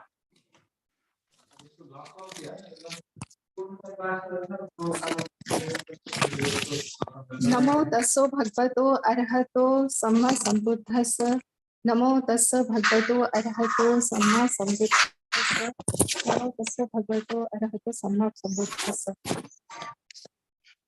Namo Buddhaya to everyone. As we know that this is a very, very auspicious conference, not saying it is a very wonderful or good, but a very, very auspicious conference. And that in this conference, we are learning from each other many things, many aspects of meditation and samatha. From the beginning, we are hearing from different people, different scholars, different our honorable member of the different societies. And I am very grateful to Anagika Dharmapala Trust, Institution of Pali, and especially the Mahabodhi Society of India, that they have given me this opportunity to speak few words on this topic. First of all, I want to convey my thanks, my regards to all Bhikkhu Sangh, Bhikkhunis, Upasak, Upasikas, intellectuals, trustees, office bearers, all the professors, teachers, students, and all people who are listening to us and participating in this conference, and especially in this discourse. We all know this is the 9th international conference by the Pali and Buddhism. And we all are today discussing on the different topics, especially on samatha and meditation. This is what I am saying. The first line when the abstract of this paper I read is one drop of practice is 100 times better than the ocean of theories. So I do believe in that. So today, whatever I will speak, it is the basis of my practices in Buddhism and what I wanted to do something for the society in the idea of, or in the knowledge, not knowledge, it is the Dhamma I wanted to follow for the excluded member of the society. As we know, first of all, I wanted to tell about my topic. It is the importance of mindfulness meditation to develop emotional resilience and redemptions in environment of behind the bar. Maybe when all people are listening to us, they are thinking, oh, why we are speaking on the people of who are behind the bar? They are criminals, they are notorious people, they are excluded from society. We never thought of them, that they have some rights and we have to speak on that. So I choose this because I'm not telling that this is the first time I'm doing something for the people who are behind bar, who are in prisons, whether they are convicted or whether they are under trial prisoners. But before me, I mean, many countries have introduced, many countries in this world has introduced Vipassana and meditation as a tool of reform to reform all the prisoners. Most of them, they don't deserve that bad kind of treatment in behind the bar. So in our country also, first time in New Delhi, Tihar jail, the Vipassana program has been introduced in 1993. And after that, so many jails has adopted that program. It is about the Vipassana training, but I am here, we are not giving a proper Vipassana training or meditation to the prisoners, but we do teach them Dhamma, Buddha teaching in a different way, because we don't have that much of good trainers who can visit to our prisons, to small jails, because big jails are always started. And in big jail, we can, what I'm saying, we can catch them in a very big numbers. But there are many, many jails, sub jails, special jails, small jails in each and every corner of our country. There, nobody can reach properly.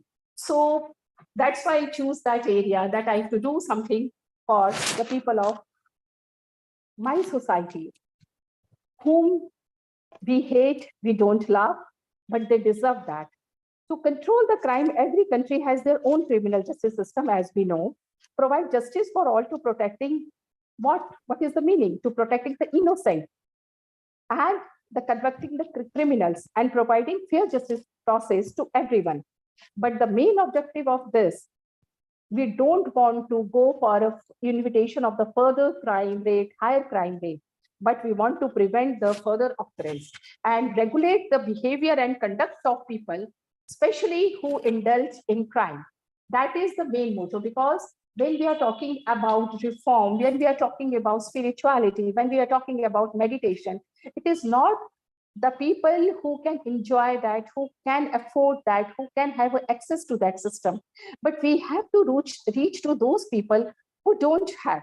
So this is our duty, I think, duty of those citizens who are this side of the bar, and they self-acclaim that we are the good people, we never do anything wrong in our life, and that's why we are not that side of the bar. So this is my request to each and everyone, whenever we want to talk about human rights or the rights of each and every citizen, we have to think about those persons who are really suffering, who are in jail, who are, I am not saying they are not wrongdoers, but yes, I do not know what is their, crime. Some people are hardcore criminals, some people are petty offender, but they are in jails. And especially I wanted to tell you, the jail and the prison are designed to break human beings, to convert into population, into the specimen in a zoo, obedient to our keepers, but dangerous to each other. So jail is not a place or correctional home or reform center, but now we have to develop it that. Then how can we develop that? We have to develop a strategy, and with the help of mindfulness meditation, we can do many things with them. Provide relief to a aggrieved person. This is our first, I am thinking, in the criminal justice system, it is a first duty of all citizens, and proper treatment of the offender's behavior also. We have to take care of both sides. One side, there are criminals, offender, and other side, the innocent people. So to resolve this problem, Lord Buddha has put human welfare above all. As we know, Dhamma is in true sense Lok Kalyan.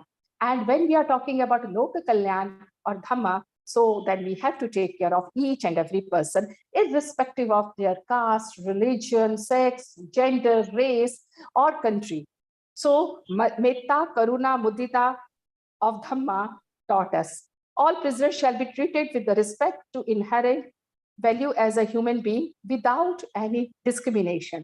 So we should not discriminate each and everyone. Okay, these persons are like that, so we must change our behavior with them differently. And these persons are good in our good book, or they behave very properly in society. That's why they are nice. We have to behave differently with them.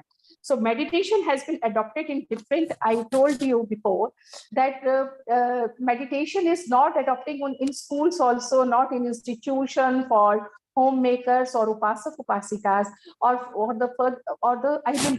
the people in society who seeks salvation, or they are looking for something for better life. But it is for them who are having a criminal mindset. So that's why, because it has a mindfulness meditation, have many benefits. In many ways, it has benefited us. And if we really want to lead a good society, ideal society, society in peace and harmony, where everyone can live with dignity, then we have to adopt this method positively. there is a long, strong link between mindfulness meditation and improvement in self-compassion with control, the reduction in criminality. We know because we have to develop the self-compassion within ourselves. And we know, and it is not only we know, it is proven because so many studies has been conducted. We also research. We are conducting many studies and research program with the female inmates, and we are collecting data. We have a different method. We are following a different methodology, and we found that it enhances the compassion in them, in their nature. They started respecting each other. They started loving each other in jail. Previously, they had a very bad behavior. They are not talking to each other. They behave very badly with the staff, with other members, not only other members, but their inmates, their colleagues, who are in jail with them. They are also not nice, not very respectful to them. And they feel always very low esteem. And hence, I am telling you, the meditation helped too much to enhance their self-esteem, self-regulation, acceptability, and they develop a positive attitude. And it has helped the anger management. The main thing is because most of them are very angry with criminal justice system, very angry with their fortune, very angry with their family members because they discarded them. They are very angry with their society. So it developed when we introduce meditation with them, then it developed the sense of positive attitude as well as the acceptance with the people outside jail. And as we know, mindful meditation in prison environment have relieved positive benefit for their physical, not only mental, physical health also, and emotional health. Because most of the time we forget about when we see any person, we are saying, oh, he is a physical fit, it means he is all right. Or if we talk to them, we are saying, okay, his mental health is okay, then it means he's absolutely right. But always we neglect the emotions of a person, emotion, the chitta bhavana, the way they are looking at others, the way they are behaving with others, the way they are behaving with themselves. So it is mindfulness meditation create a positive impact on the emotional health of a person. It decreases depression symptoms, anxiety, stress, reduce negativity effects, and mood swing. What happens? Because most of us, I'm telling you truly that most of us, we never had been in prison. We never seen people behind the bar. We have seen only cinemas. We have seen English movies. We have seen Hindi movies. We have seen vernacular language movies, and we have seen a very bad picture of that. And the few scenes are really very good, and they depict the true picture of the what is the condition, what is the actual the way of living of the prisoner in the bar, behind the bar. But when we meet them, we see it is a totally different. It is more vast. So they are always living with anxiety, stress, negative effects, and mood swings. Sometimes they are very nice. Immediately, the second they change their attitude, their behavior. They talk filthy. They use abusive language. They fighting with each other. So this mindfulness meditation provides strength to face uncountable hurdles and challenges outside the world. Because end of the day, they have to come back. Only very few prisoners who are I think in a criminality, in a heinous kind of crime, they are going for a death sentence or life sentences. But most of the criminal, they have to come back to the society. They have to reintegrate it with us. They have to integrate of this society. They are a part of our life society. So they have to come back. Then when they will come back, how they will face the situation, how will they behave with them, how will we people are behaving with them, it is very important. So I am telling because I have experienced that when 1.5 years back, once I first meet them in one of the female prisoners, I was talking to them. They are very bad in their behavior. They were not listening to us. They were just ignoring us the way the society ignored them. But the regular course of interaction, regular course of Dhamma teaching, regular course of interacting with them, and it gives them the sense of calm, inner peace, and self-awareness. Now they are listening to everybody. Now they are asking for books. Now they are asking for literature. They wanted to know more and more about Dhamma. And it is again, it generate the kindness level, mitta bhavana. It creates in them. Whenever we are giving something to them, they are saying, okay, madam, you bought it for us. Okay, let it be. She is the mother of one small kid. Let it give to her. She needs more. That kindness within the jail will develop with them. And when we are seeing that, we are really, really feel so happy about that, that this kindness level they are developing by themselves. It improves their IQ level. It helps them to addiction, because few of them are drugs abusive, few of people are from the drugs peddler cases. So it helped them to came out from that situation, because we are seeing the world is very beautiful, but here the different type of crimes are going on: personal crime, organized crime, political crimes, religious crime, war crimes. But when the criminals are coming to this jails, in one country, one thing is a crime, but in another country, that might not be a crime.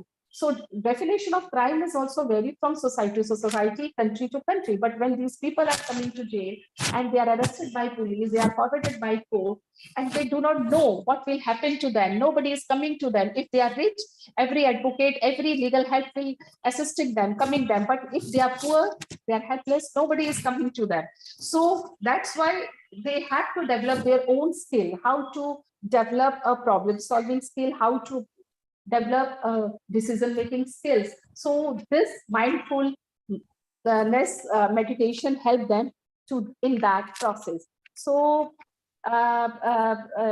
this is my request to each and everyone. Whenever we have any discussion, discourse in different societies, different organizations, different schools, different colleges, different institutions, different sects of people, we should think about those people also. They also seek, they also need our help.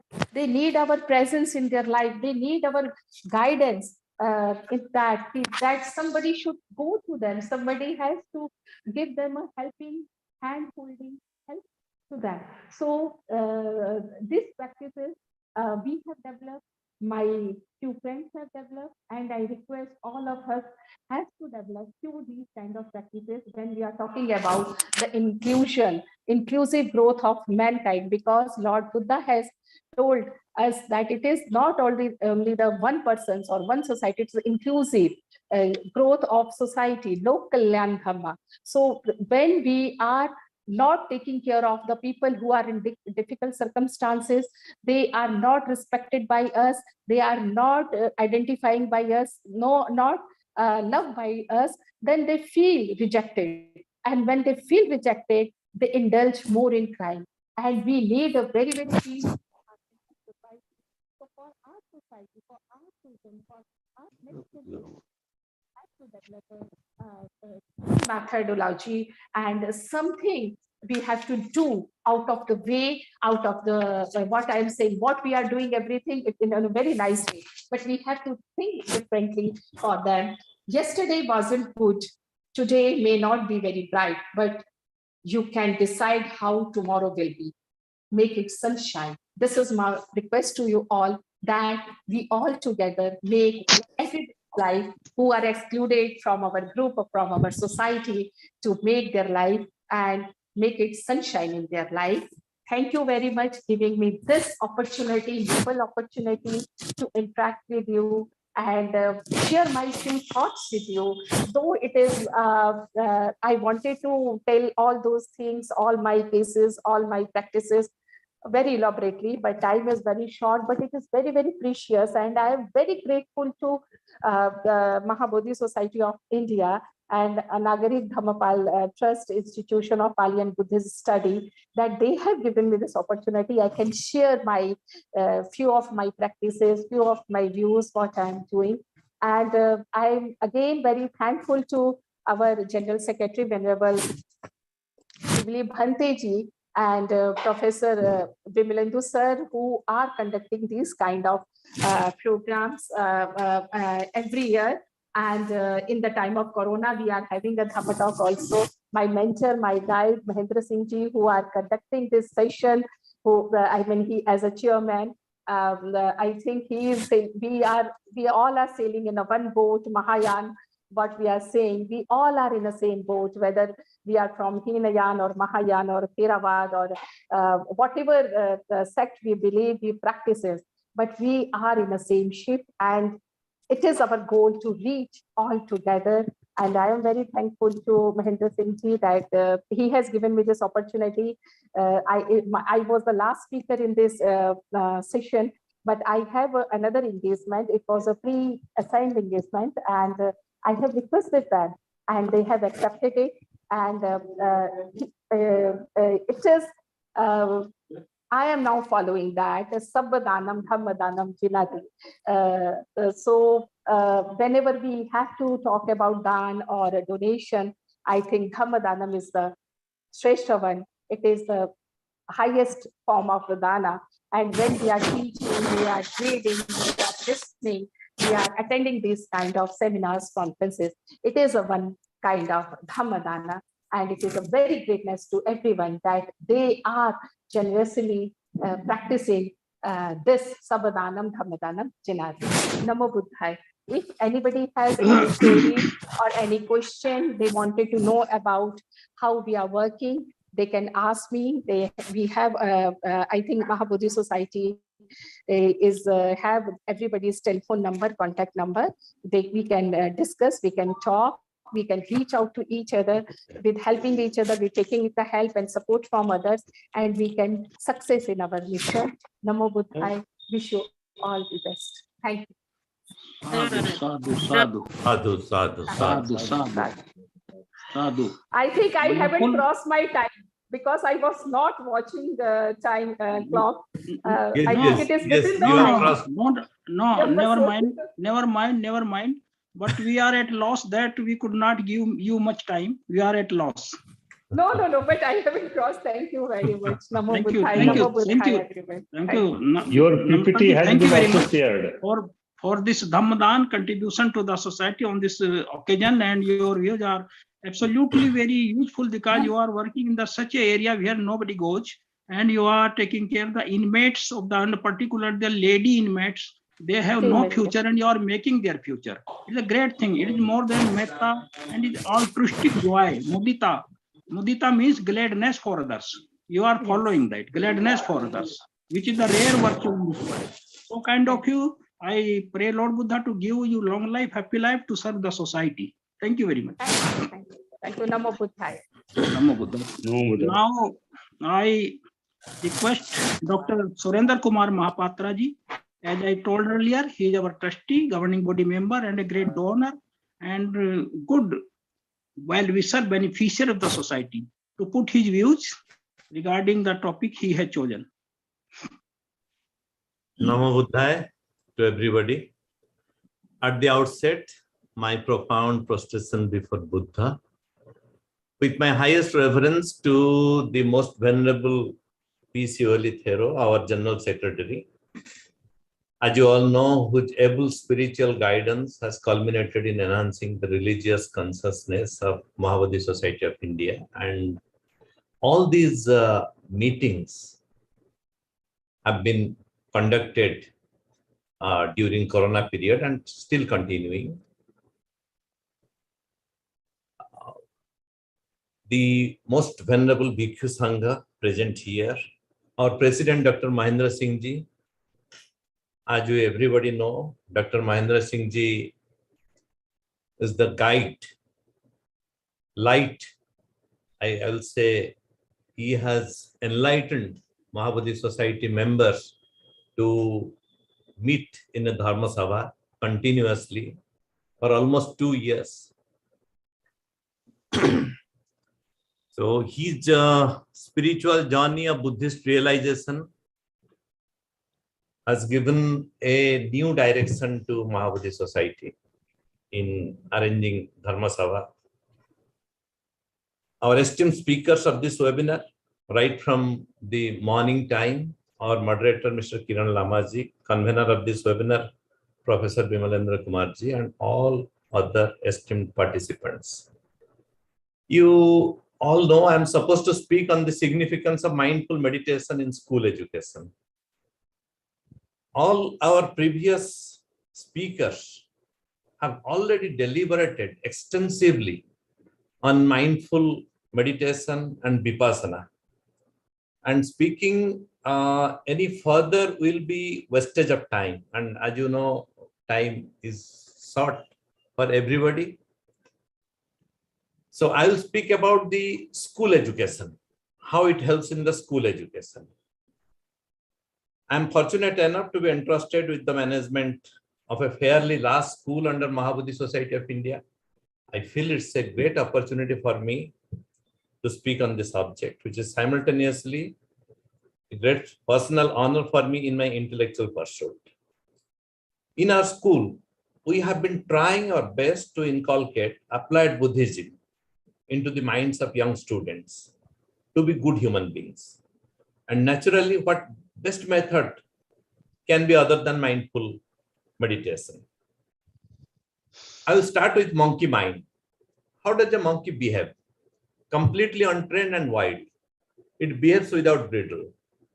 It's natural with all animals and no less with human beings, who are better animals by evolution. Children replicate this easily as their functioning of the mind is in a pre-intervention of outer forces stage. Education, you know, is not only learning, it's more so a balancing. Hence, a trained monkey mind, once balanced, can become a great positive contributor to the society.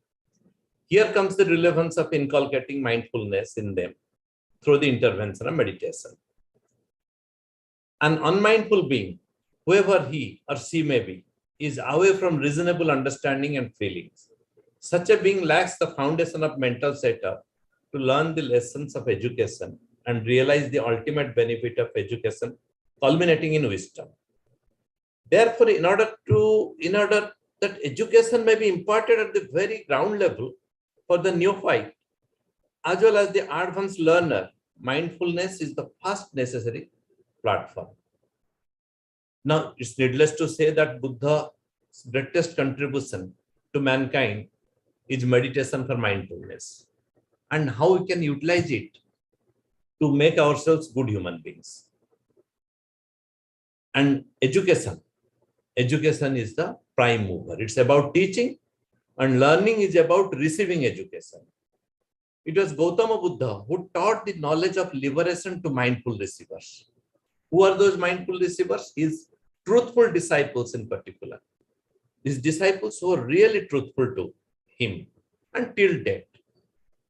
As such, an unmindful person with a monkey mind may at best only vaguely hear verbal sounds of discourse or fiddle with the doctrines and scriptures or other sources of learning, yet he will continue to be an unfortunate being, devoid of the capability of realizing the very basic natural phenomenon of innate Buddhahood. I am adding Buddhahood because here is the matter which important to everybody is realization. Whether somebody realizes or only listens and forgets. In education and in learning, the pre-qualification is mindfulness at all levels, right from the rudimentary, from the kindergarten level to the pinnacle levels.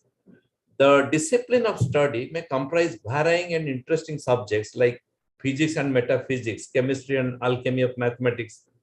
As Professor Dr. Manish Kumarji was explaining science, psychoanalysis, he was doing psychoanalysis because he is a medical professional, and poetry also, literature. The mindful pantheon of teachers in every discipline need and expect quality mindful students so that seeds of knowledge that disseminated may germinate and grow. The business of mindfulness needs to be cultivated at the grassroots right from the beginning of education. Like Mrs. Namrata Chadha has spoken sometime before, little before, that how this mindful meditation can help the disturbed mind of prisoners. Similarly, if we teach, if we inculcate this mindfulness right from the beginning among the children, it will definitely help them to grow as good human beings. Because the child's mind is comparatively unstressed, he is better adapted to compose himself easily and faster than adults. In the earlier sessions, Vipassana was discussed threadbare and its effect on mindfulness.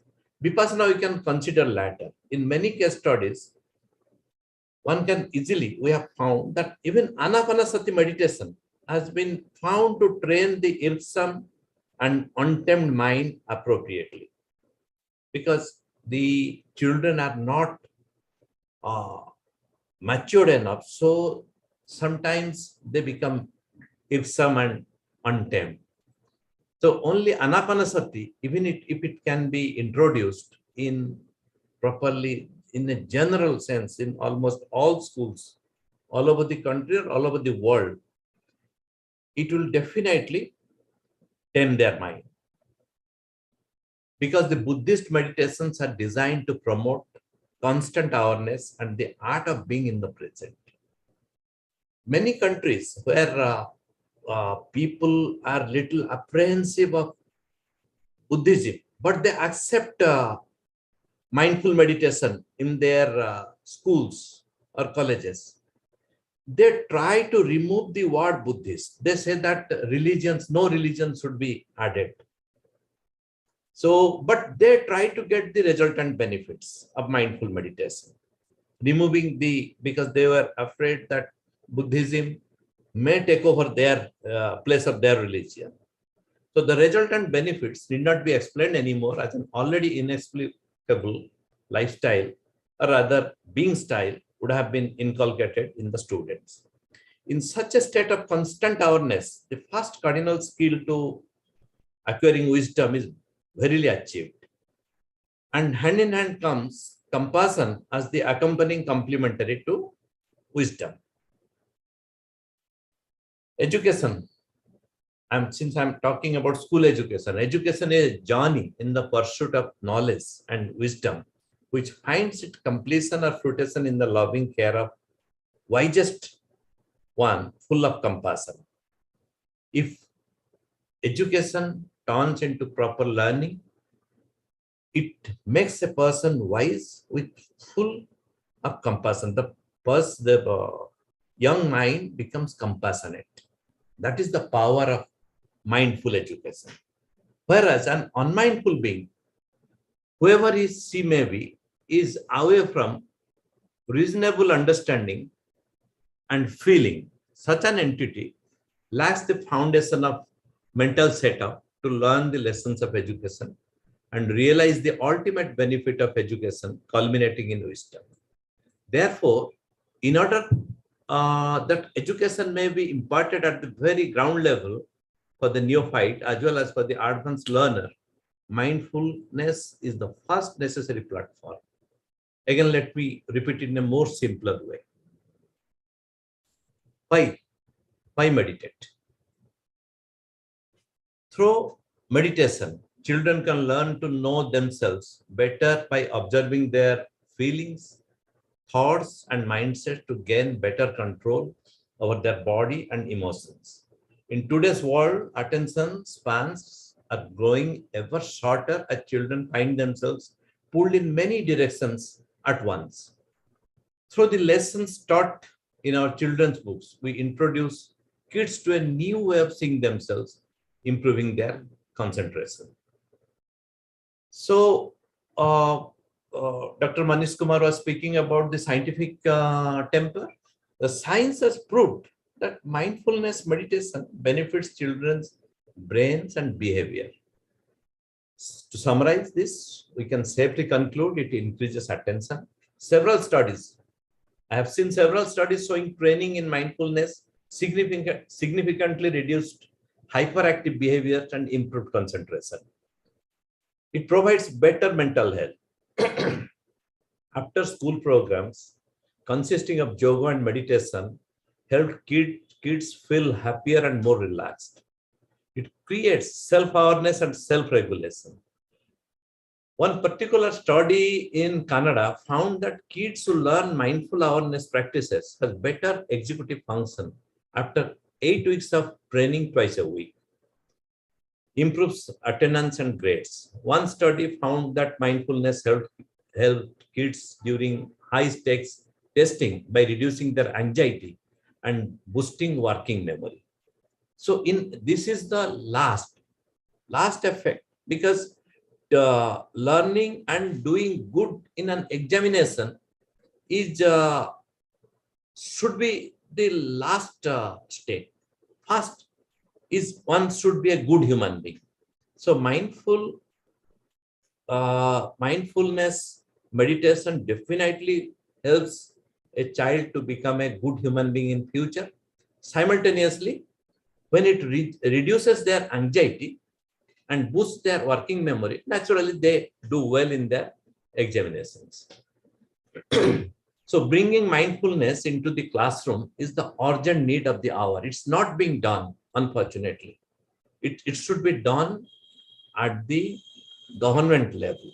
They should do something. They should make it a course curriculum so that it can help.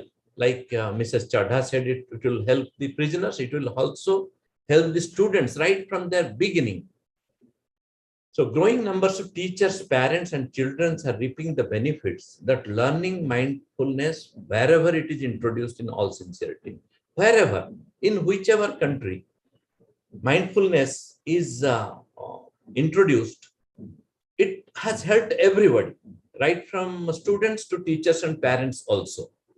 Because the awareness that emerges through paying attention on purpose is the present moment, non-judgmentally. Please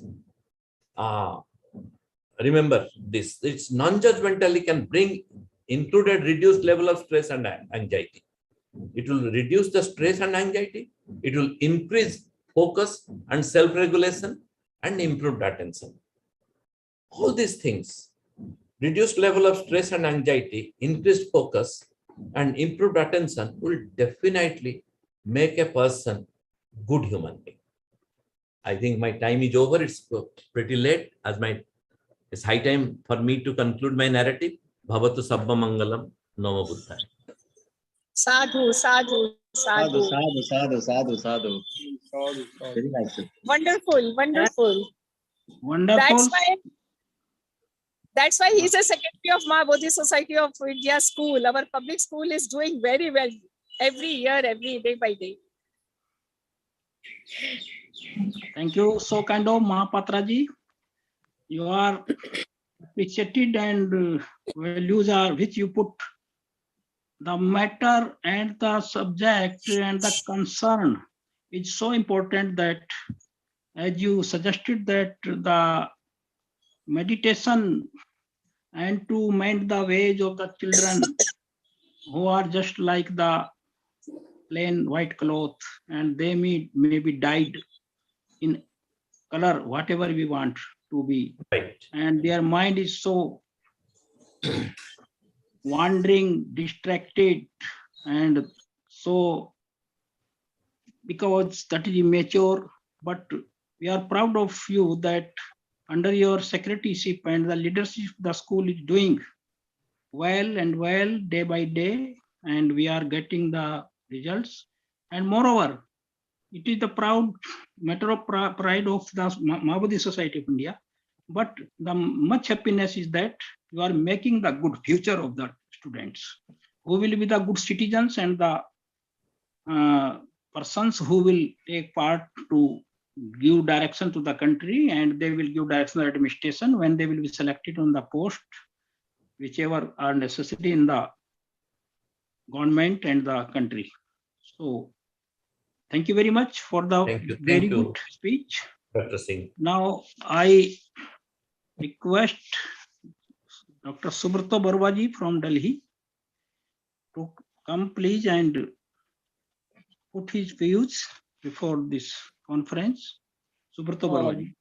Namo Buddhaya, there was some connectivity problem. That's why I could not attend it on my iPad. So I'm just giving my this writings on the mobile.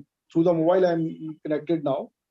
So Okay, first of all, I am thankful to the Mahabodhi Society of India to giving me an opportunity to speak on this international conference. And I am to say hello to all my dear Dhamma bandhus, Dhamma friends, and my what I will say, Vandana to all the venerable monks who are attending it. So I will not take much more time. I will speak on the meditation. So I will be talking on the technicality of the meditation. What is the right attitude for meditation? So when the most important thing when we are meditating is to have the right attitude when we are meditating. We should not focus too hard and even not to control, not to create something or force or restrict myself, not to create anything, but do not reject what is happening. What is happening, let it be happening. But as things happen or stop happening, don't forget, be aware of them. Trying to create something is lobha, greed. Rejecting what is happening is dosha, aversion. Not knowing if something is happening or has stopped happening is moho, delusion.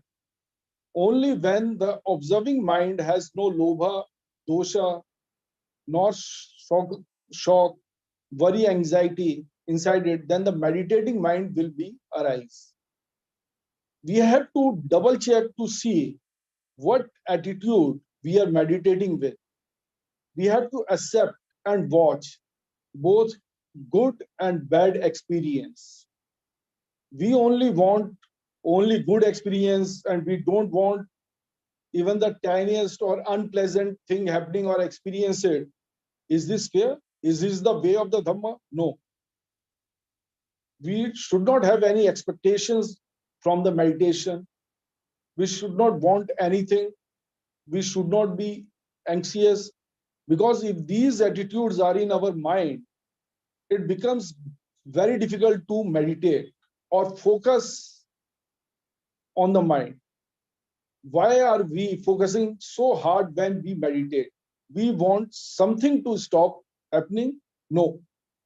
It is likely that one of these attitudes is there. If the mind is getting tired, then something is wrong with the way what we are practicing it. We cannot practice when the mind is tense. If the mind and the body are getting tired, it is time to check the way we are meditating it. Are we meditating properly, or the instructions what our master or teacher has given it? Meditating is waiting and watching with full awareness and comprehension, understanding, not thinking, not reflecting, not judging. We should not practice with a mind that wants something or wants something to happen. The only result will be that we will tire ourselves. The meditating mind should be relaxed and at peace. Both the mind and the body should be comfortable. A light and free mind enables us to meditate well.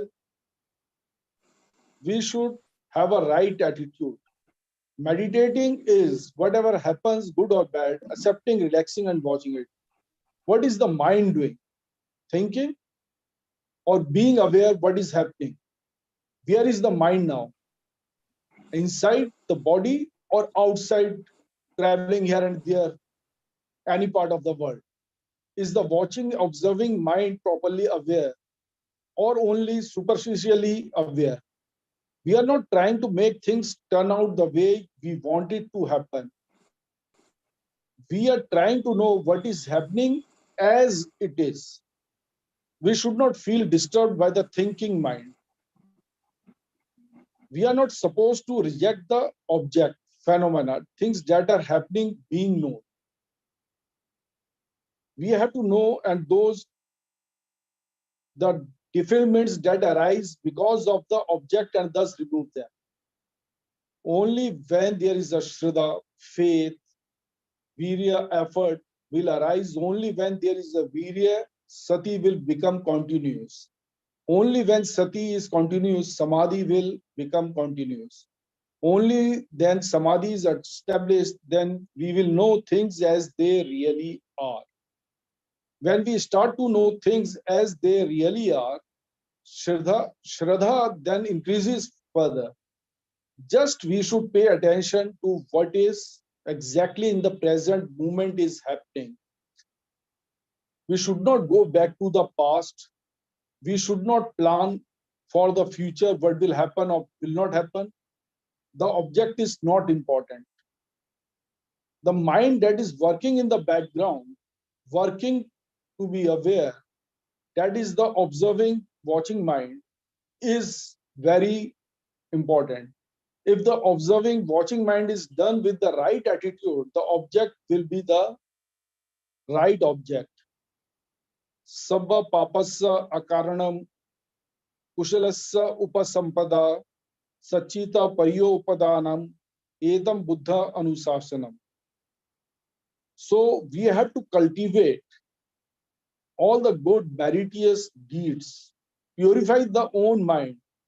This is the universal teaching of the Buddha. Our meditation practice should begin as soon as we wake up in the morning. As I will share with you my experience for the last 12 years, when I start my day, I start with the meditation vipassana, and I'm getting very much, you can say, my life has changed.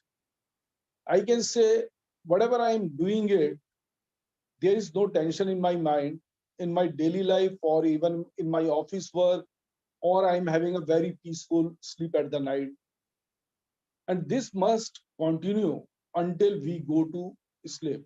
That means we should be aware at every moment, whether we are walking, whether we are talking, or whether we are sitting, or whether we are eating. We should not worry about how long we can sit for the meditation. It is just that we stay mindful, whether we are working or sitting or going to the bathroom. Everyone has their own natural rhythm. Some of us will die at 50, some of us at 70, or some at 90 or 100. Likewise, our meditation practice will not be same. We should not think or worry about this.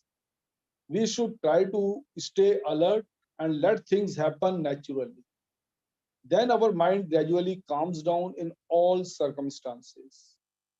Our mind will be as calm as the clear water of a lake in a deserted forest. Then all kinds of rare and wonderful animals will come to drink the water in the lake. We will clearly see the nature of the things in this world. We will see many wonderful and wondrous dharmas arising and passing away. But our mind is still. Many problems will arise and we will see through everything immediately. Meditation is the main path and the way of living peaceful life. This is the art of living, and all happiness way come and practice with mindfulness, meditation. So we should avoid all evil activities and cultivate our mind and cultivate the all good, purify the own mind. This is the universal teachings of the Buddha. So I end my this talk today, and Bhavatu Sabba Mangalam, may all sentient beings be happy, be peaceful, be liberated, and free from all dukkha, suffering, defilement. Namo Buddha. Sadhu, sadhu, sadhu, sadhu. We got Subrataji. All of us have heard the Dham talk on the meditation by Subrataji, and he just narrated his own experience, what he feels and felt earlier and now he's feeling. And he also narrated the obstructions which come into the way of the meditation and how to overcome them, and wandering mind, concentrating mind, so many things. And I think he has gone too deep in meditation, and his experiences are realistic, and I congratulate him that he has Thank you, sir. done good job in We the need your blessing, sir. You are a so senior meditation person, and we for pray his your mental teaching on purity every and Sunday. progress. So kind of you. Many thanks again to Subratoji to share his views so that the other person can also know what he experienced personally, because we are also in that pursuit. So thank you very much again for this valuable narration, presentation. Now I invite our next speaker, Usha Bodhji. As I told earlier, she is an engineer in the Electricity Board, UP government from Lucknow, and she has a very good study of the Tripatak and Abhidham also, and she is a regular speaker in our Dhamma Parishad since last when the Dhamma Parishad was started. So I now request Usha Bodhji to come and deliver her Dham talk today on this occasion. Welcome, Usha Bodhji.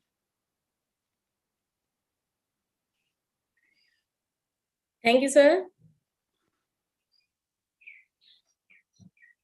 Namo tassa bhagavato arahato samma sambuddhassa. Namo tassa bhagavato arahato samma sambuddhassa. Namo tassa bhagavato arahato samma sambuddhassa. Namo Buddhaya to all Dhamma members. Mahabodhi society के हमारे president doctor Mahendra sir, आपको मेरा बहुत बहुत नमन। हमारे महासचिव, general secretary, हमारे पूज्य भिक्खु भंते शिवरी थेरो जी को एवं सभी भिक्खुओं को मेरा बहुत बहुत वंदन। आज की इस 9th इंटरनेशनल कॉन्फ्रेंस में मैंने अपना टॉपिक लिया है कि एस्टेब्लिशमेंट ऑफ फोरफोल्ड माइंडफुलनेस। तो मैं आज, जैसा कि मैंने इसके बारे में पढ़ा है, जाना है और उसको समझा है, उसके ऊपर मैं अपने व्यूज को रखना चाहती हूँ। तो जैसा कि मैंने सुना है कि भगवान बुद्ध ने कहा है कि the one and only way for liberation from all kinds of problems that we suffer is the fourfold of mindfulness. तो जैसा कि हम सभी लोग फील करते हैं और इस चीज को, इसी चीज में हम प्रयासरत भी रहते हैं, हम सभी लिविंग बीइंग्स का ये मेन मकसद भी होता है कि हम खुश रहें। हम अपने चारों तरफ खुशी ही तलाशते रहते हैं और हर वो प्रयास करते हैं जो हमें खुशी दे सके। तो सो हैप्पीनेस के नाम पर हम सब कुछ करते हैं और कोशिश करते रहते हैं, और केवल खुद ही नहीं बल्कि हमारी कोशिश रहती है कि हमारे साथ में हमारे आसपास का सराउंडिंग भी खुश रहे। तो जिसके कारण और इस कोशिश के कारण ही हमेशा हम जीवन भर खुशी की ही तलाश करते हुए असंतुष्ट बने रहते हैं। तो इसका जो मेन कारण है कि हम खुशी तो तलाशते रहते हैं, लेकिन हम उससे खुशी से फुलफिल संतुष्ट नहीं हो पाते हैं, असंतुष्ट ही बने रहते हैं। इसका मेन रीजन क्या होता है कि हम जीवन भर हमारे अंदर जो एक तृष्णा का भाव बना रहता है, और जो उस तृष्णा के कारण हम एक खुशी को पाने के बाद दूसरी को, किसी भी चीज को पाने के बाद दूसरी को पाने के लिए प्रयासरत बने रहते हैं। तो ये जो हमारे अंदर की जो तृष्णा है, ये हमको कभी भी फुल्ली सेटिस्फाई होने नहीं देती है, और ना ही हम एक जो प्योर खुशी, जो आनंद है, जीवन का एक रियल आनंद है, उसको भी हम अचीव नहीं कर पाते हैं। भगवान बुद्ध ने हमें बताया है कि इस सफरिंग से हम कैसे बाहर निकले, और जो जीवन की जो वास्तविक आनंद है, जो रियल खुशी है, उसको हम कैसे हासिल करें। तो अगर हम उनके मैसेज को सुने और उसे अपने जीवन पर इम्प्लीमेंट करें, उसकी प्रैक्टिस करें, तो हम इस जो भव सागर में बार बार हमारा जन्म होता रहता है, इस दुख संसार में, उससे हम मुक्ति पा सकते हैं। तो बुद्धिस्ट टीचिंग में माइंडफुलनेस यानी कि एवरी टाइम जागृत रह करके लिबरेशन हेतु जो प्रैक्टिस कर सकते हैं, उसी पर ये पूरा बुद्धिज्म बेस है। Mindfulness means how to live in the present moment. Mostly हमारा हम क्या करते हैं कि हमारी जो एक दिनचर्या होती है, उसमें हम या तो पास्ट को सोचते रहते हैं, या तो वो फ्यूचर के लिए ही तलाश करते रहते हैं, कुछ ना कुछ पाने के लिए फ्यूचर को ही बुनते रहते हैं इस तरीके से। तो जिसकी वजह से हम प्रेजेंट में जी ही नहीं पाते हैं, और ऐसा करते हुए हमें एहसास भी नहीं होता है कि हम तो प्रेजेंट को खोए जा रहे हैं। हम या तो पास्ट में जी रहे हैं, या तो फ्यूचर के लिए अपना प्लानिंग करते जा रहे हैं। तो जिस वजह से जो प्रेजेंट की जो रियल हैप्पीनेस है, जो प्रेजेंट हमारे सामने है, उसके में जो खुशियां हैं, उसको हम कहीं ना कहीं खोते चले जाते हैं। और इस सब का जो मेन रीजन है वो क्या है, वो है इग्नोरेंस एंड नॉन माइंडफुलनेस। तो पास्ट एंड फ्यूचर के इमेजिनेशन के चलते प्रेजेंट की जो ब्यूटी है उसको हम मिस करते चले जाते हैं। तो बाय प्रैक्टिसिंग द माइंडफुलनेस हम रियलिटी को जानकर प्रेजेंट में जो हमारे सामने है उसको हम स्वीकार कर सकते हैं, बजाय इसके कि हम दुखी बने रहें और जो हम वास्तविकता में जो खुशी तलाश रहे हैं वो उसको हम खो दें या हम उसको प्राप्त ही न कर पाए। तो इस सब से बचने के लिए या इस सब के बजाय अगर हम प्रेजेंट में ही अपना जीवन जीने लगे, प्रेजेंट पे ही फोकस करने लग जाए, तो जैसा मैंने महसूस किया है कि हम अपनी रियल लाइफ को खुशी को हम पा सकते हैं। सो mindfulness is the best friend who brings real happiness. Mind with mindfulness ही हमारा जो है वो रियल फ्रेंड होता है। और अगर विदाउट माइंडफुलनेस यही माइंड हमारा सबसे बड़ा दुश्मन भी हो जाता है। कैसे कि जब हम अगर माइंडफुली नहीं है अपने सराउंडिंग्स को, अपने बिहेव को लेकर के, अपने लैंग्वेज को लेकर के, अपने थॉट्स को लेकर के, अपने रिचुअल्स को लेकर के, अपने जो भी हमारे सराउंडिंग्स हैं, फ्रेंड्स हैं, हमारे जो रिलेटिव्स हैं, सबको मीन्स ऑल अबाउट अस, हम सबको लेकर के अगर माइंडफुली नहीं है तो यही सराउंडिंग्स हमारे लिए प्रॉब्लम्स भी क्रिएट कर देती हैं। और हम मतलब दुख का क्या कारण है, हम उसको ही खोजते रह जाते हैं। हम ये समझ ही नहीं पाते हैं कि ये हमें प्रॉब्लम हुई है और ये हमारे साथ अगर ऐसा हुआ है तो ये क्यों हुआ है। हम उसी को फिर कहीं ना कहीं कोई किसी मेडिकली प्रॉब्लम हो जाती है या फिजिकली हो गई, मेंटली हो गई उसको प्रॉब्लम, तो उसी को फिर सॉर्ट आउट करने में ही हमारी पूरी सारी एनर्जी वेस्ट होने लग जाती है। तो इसलिए अगर हम माइंडफुली अपनी जीवन को बिता रहे हैं, माइंडफुली ओवरऑल 24 आवर्स माइंडफुली हैं, तो यही माइंड हमारा सबसे बड़ा बेस्ट फ्रेंड हो जाता है। अब बुद्धिस्ट डॉक्ट्राइन में जो नोबल 8-fold पाथ है, उनमें जो 7th फैक्टर है वो माइंडफुलनेस ही है, और जो 5 स्पिरिचुअल फैकल्टीज में 3rd फैकल्टी माइंडफुलनेस है। बुद्धिज्म में माइंडफुलनेस विजडम से रिलेटेड है, जिसके द्वारा ही इम्परमानेंस को समझा जा सकता है। और अगर हम माइंडफुली किसी चीज पर फोकस करते हैं, किसी को देखते हैं, किसी बात को, तो भगवान बुद्ध ने जो अनित्यता का सिद्धांत, इम्परमानेंस का सिद्धांत दिया है, तो उसको हम कब समझ सकते हैं, जब हम सभी चीजों को ध्यान से ऑब्जर्व करें, माइंडफुली उसको ऑब्जर्व करें, और उसके उत्पन्न होने के, उसके क्षय होने के, उसके बने रहने के और उसके क्षय होने के, फिर उस सिचुएशन, उस अवधि, उसके पीरियड और उसका जो रीजन है, उसको फिर हम इसको समझ सकते हैं, और इसी के थ्रू हम अनित्यता के भाव को भी समझ सकेंगे, उसको डेवलप कर सकेंगे। और जब हमें इम्परमानेंस को हमने समझ लिया, तो इट मीन्स हमारा जो क्लिंगिंग है, ओवरऑल क्लिंगिंग है, वो कहीं ना कहीं खत्म होने लग जाएगी। और जब क्लिंगिंग खत्म होने लग जाएगी, तो हम एक उपेक्षा भाव में जीवन अपने को जीने लग जाएंगे। और जब ये उपेक्षा भाव आपके भाव में आ गया है, उपेक्षा का भाव आ गया है, तो इट मीन्स आप स्टेबल हो गए हैं बुद्धिज्म में, निब्बान के करीब हो गए हैं, और आप फिर जो रियल शांति है उसको हम अचीव करने की पड़ाव पे आ जाते हैं, उसको अचीव कर सकते हैं। तो इस प्रकार से हम ये कह सकते हैं कि ऑल बुद्धिस्ट टीचिंग्स को अगर टॉपिक माइंडफुलनेस, एक टॉपिक माइंडफुलनेस में ही इंक्लूड किया जा सकता है। यानी कि बुद्धिज्म को अगर एक वर्ड में हम कहना चाहें तो वो है mindfulness. For the purification of beings, for the overcoming of sorrow and lamentation, for the destruction of pain and grief, for the gaining of knowledge, for the attaining of Nibbana। अगर हम ये सब कुछ चाहते हैं तो इसके लिए केवल और केवल एक ही रास्ता है, और वो है प्रैक्टिसिंग द फोरफोल्ड माइंडफुलनेस। सतिपट्ठान सुत्त में भगवान ने जो सतिपट्ठान सुत्त डिलीवर किया है उसमें सती मीन्स माइंडफुलनेस और पट्ठान मीन्स प्रैक्टिस को बताया गया है।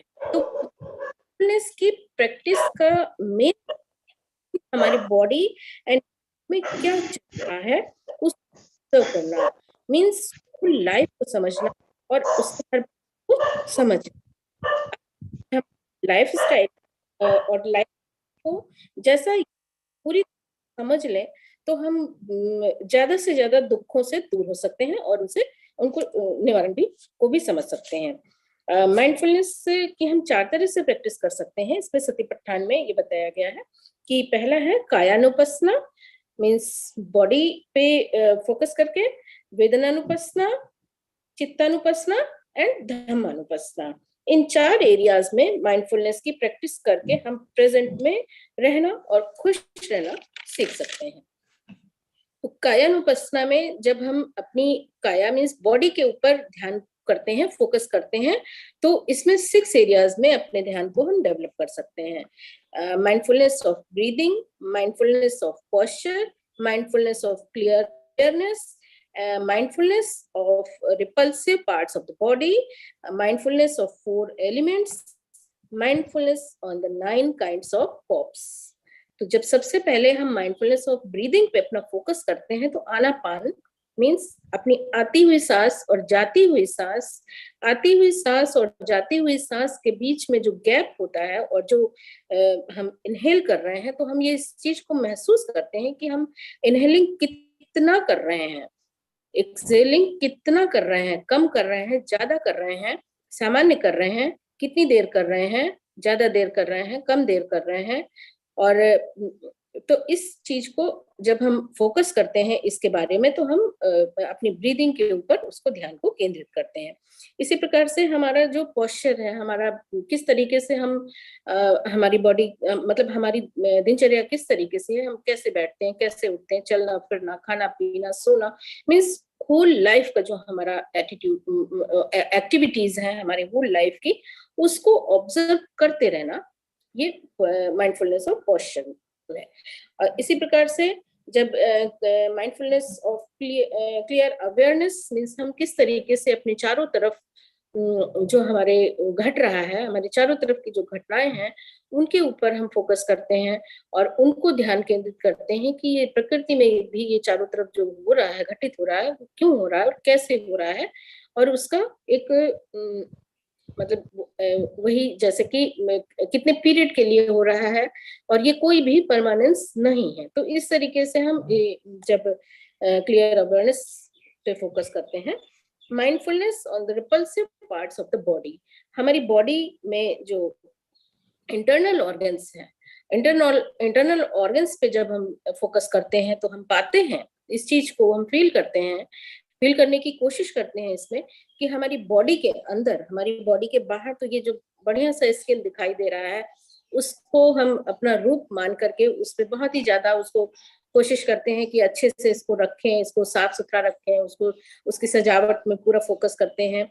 लेकिन जब हम इंटरनल पार्ट्स की ओर अपना फोकस करते हैं तो हम पाते हैं कि पूरा बॉडी, ब्लड, म्यूकस और डिफरेंट टाइप की जो गंदगी, इम्प्योरिटीज हैं, उनसे फुलफिल है। इवन नॉट ओनली हमारे इंटरनल ऑर्गन्स, बल्कि हमारा माइंड भी, वो भी फुलफिल है। डिफरेंट डिफरेंट टाइप्स के जो व्यूज हैं, गलत व्यूज हैं, उनमें भी एंगर है, लोभ है, मोह है, दोष है, घृणा है, ये सारी चीजें जो हमारे माइंड में भी वो एवरी टाइम फुलफिल रहती हैं। तो इन चीजों के ऊपर हम mindfulness on the repulsive parts of body पे, उस पर हम फोकस करके उसको कहीं ना कहीं रिमूव करने की कोशिश कर सकते हैं।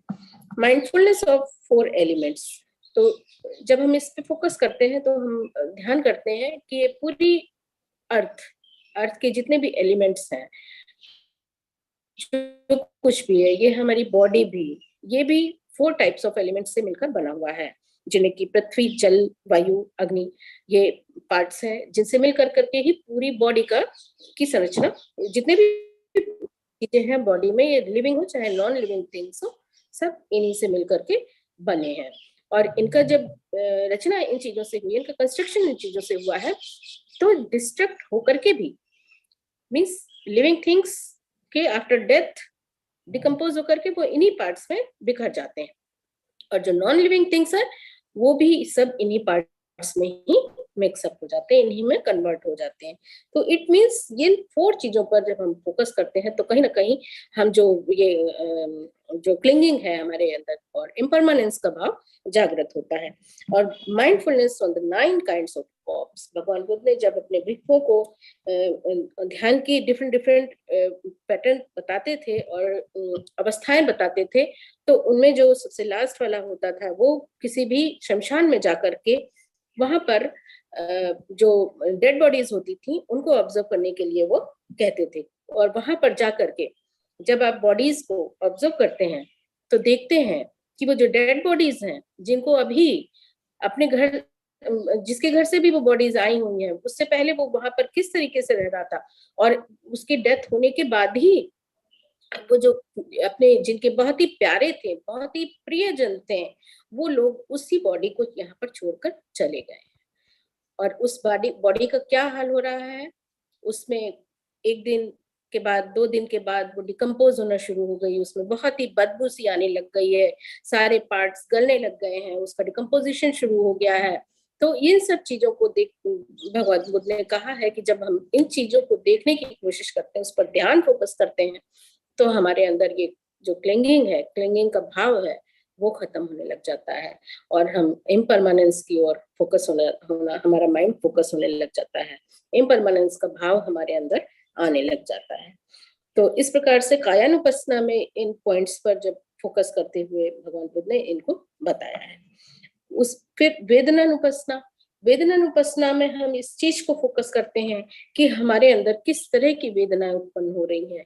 किसी भी चीज को देखने से वो प्लीजेंट है, अनप्लीजेंट है, प्लीजेंट चीज को देखने से हमारे अंदर किस तरीके के भाव उत्पन्न हो रहे हैं, कैसी वेदना उत्पन्न हो रही है। और जब हम अनप्लीजेंट चीज को देख रहे हैं, जिसको हम देखना भी पसंद नहीं करते हैं, और अचानक हमारे सामने आ गया है, तो उसके, वो हमें दिख गया है, तो हमारे अंदर कैसी फीलिंग हो रही है।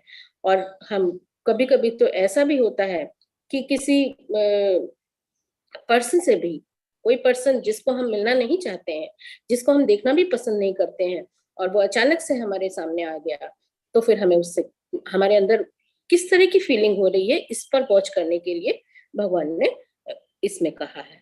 और उसको, अनप्लीजेंट चीज को भी देखते हुए, प्लीजेंट चीज को भी देखते हुए उपेक्षा भाव को ही जागृत करने की कोशिश इसमें कही गई है।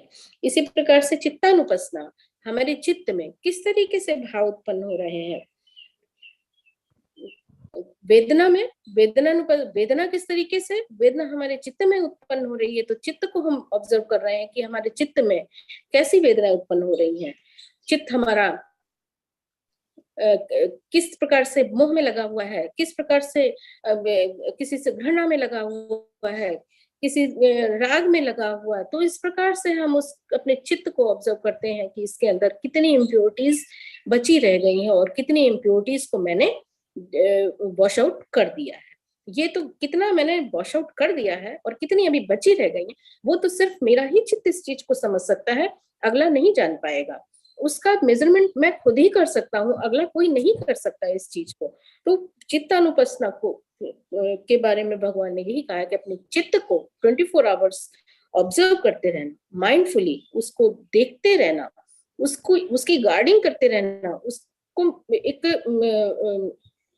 उसकी एक तरीके से निगरानी करते रहना, उसकी जासूसी करते रहना, तो तभी आप अपने चित्त को कंट्रोल कर पाएंगे और आपका चित्त जो है वो भटकने से इधर उधर, उससे आप उस कंट्रोल में अपने कंट्रोल में कर सकेंगे।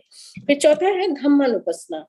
इसमें भगवान बुद्ध ने धम्मानुपस्सना में ये बताया है कि 5 निवारणा, यानी कि जो 5 हिंड्रेंसेस है, जैसे कि sensual desire, ill will and torpor, restlessness, brooding and indecision, तो इनके ऊपर हम जब ध्यान अपना केंद्रित करते हैं, जब इनको माइंडफुली मेजर करते हैं, तो हम देखते हैं कि हमारे माइंड के अंदर ये जो 5 निवारणा हिंड्रेंसेस है, इनसे हम कितना मुक्त हो पाए हैं और हम कितना अभी हम इनके भीतर बंधे हुए हैं।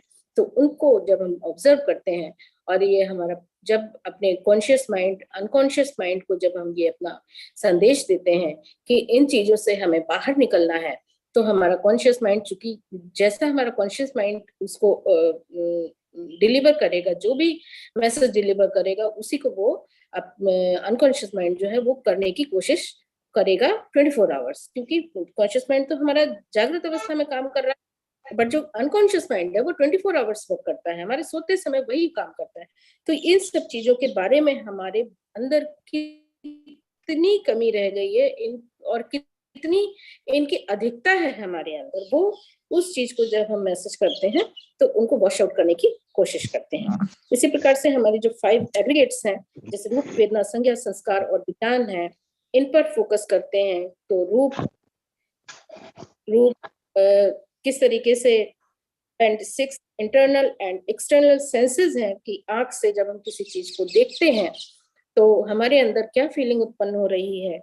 आंख हमारी हर चीज अच्छा देखने की कोशिश करती है, वो चाहती है कि मेरे सामने हर चीज प्लेजर रहे, और कभी भी कोई भी हम बुरी चीज को देखने की हमारी जो इच्छा होती है वो नहीं होती है। तो आंख से देखने का भाव, कान से सुनने का, नाक से सूंघने का, टंग से टेस्ट का, एंड बॉडी से टच का, माइंड से माइंड ऑब्जेक्ट्स का। तो ये जो हमारे 6 इंटरनल एंड एक्सटर्नल सेंसेस हैं, इनके ऊपर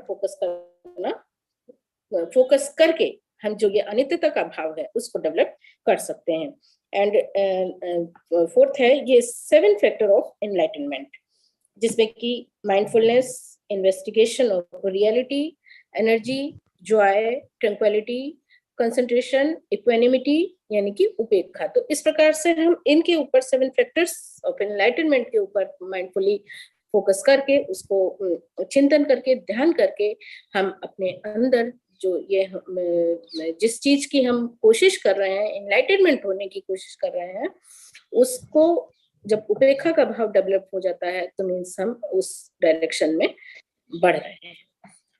उसके बाद है फिर कि ये 4 आर्य सत्यों का चिंतन करना, इनका मनन करना, जो 4 नोबल ट्रूथ्स हैं उनका, कि दुख है, समुदय है, निरोध है और उसका मग्ग है। और उसका मग्ग क्या है? आर्य अष्टांगिक मार्ग है।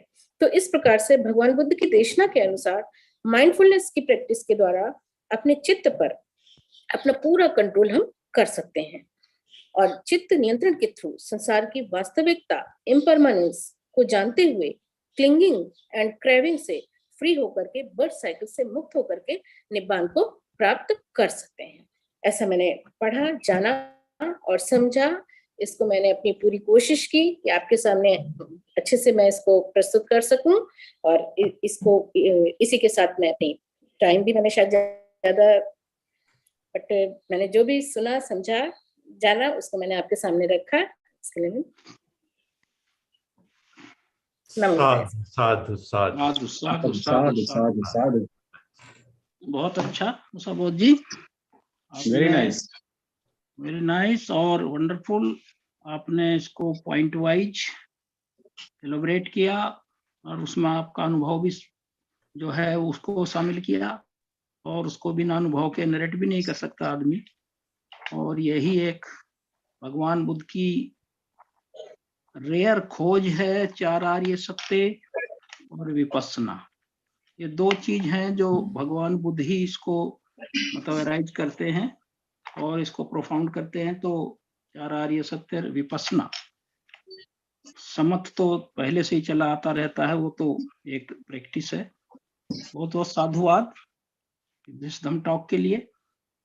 अब मैं हमारे जो लास्ट स्पीकर हैं इस सेशन के, जयशंकर सहाय, जॉइंट कमिश्नर हैं कॉमर्शियल टैक्स में उत्तर प्रदेश में। Is a very good reader and very discipline उपासक एंड गवर्निंग बॉडी के मेंबर भी हैं हमारे महाबोधि में। And moreover is a good मतलब well wisher of the Mahabodhi society. तो मैं आपसे अनुरोध करता हूं कि आप अपना जो भी अपने टॉपिक आपने सेलेक्ट किया है उसको यहाँ कॉन्फ्रेंस में रखने की मतलब करने का कुछ कष्ट करें। Thank you very much. Thank you, sir. Thanks to Mahabodhi Society to giving me this opportunity. Namo Buddhaya to all my fellows in Dhamma. A special thank to Bhante P. Shivli Theruji and Professor Bimlendra Kumar, who have been organized this international conference on Pali and Buddhism since 2014. I also pray my highest gratitude to Dr. Mahen Singh sir, who is our mentor and president of Mahabodhi Society of India. My topic is recollection of 3 jewels, Buddha, Dhamma and Sangha. Buddham Sharanam Gakshami, Dhammam Sharanam Gakshami, Sangham Sharanam Gakshami. I take refuge in the Buddha, the ones who shows me the way of his life. I take refuge in Dhamma, the way of understanding and love. I take refuge in the Sangha, the community that lives in harmony and awareness. Taking refuge in Buddha, Dhamma and Sangha is a fundamental practice in Buddhism. There are universal values that transcend sectarian and cultural boundaries.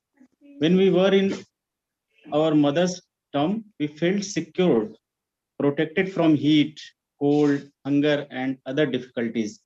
To seek for refuge means to look for a place like that is safe, a place we can rely on. Faith means devotion. In Buddhism, doesn't mean accepting a theory that we have not personally verified. The Buddha encouraged us to see for ourselves.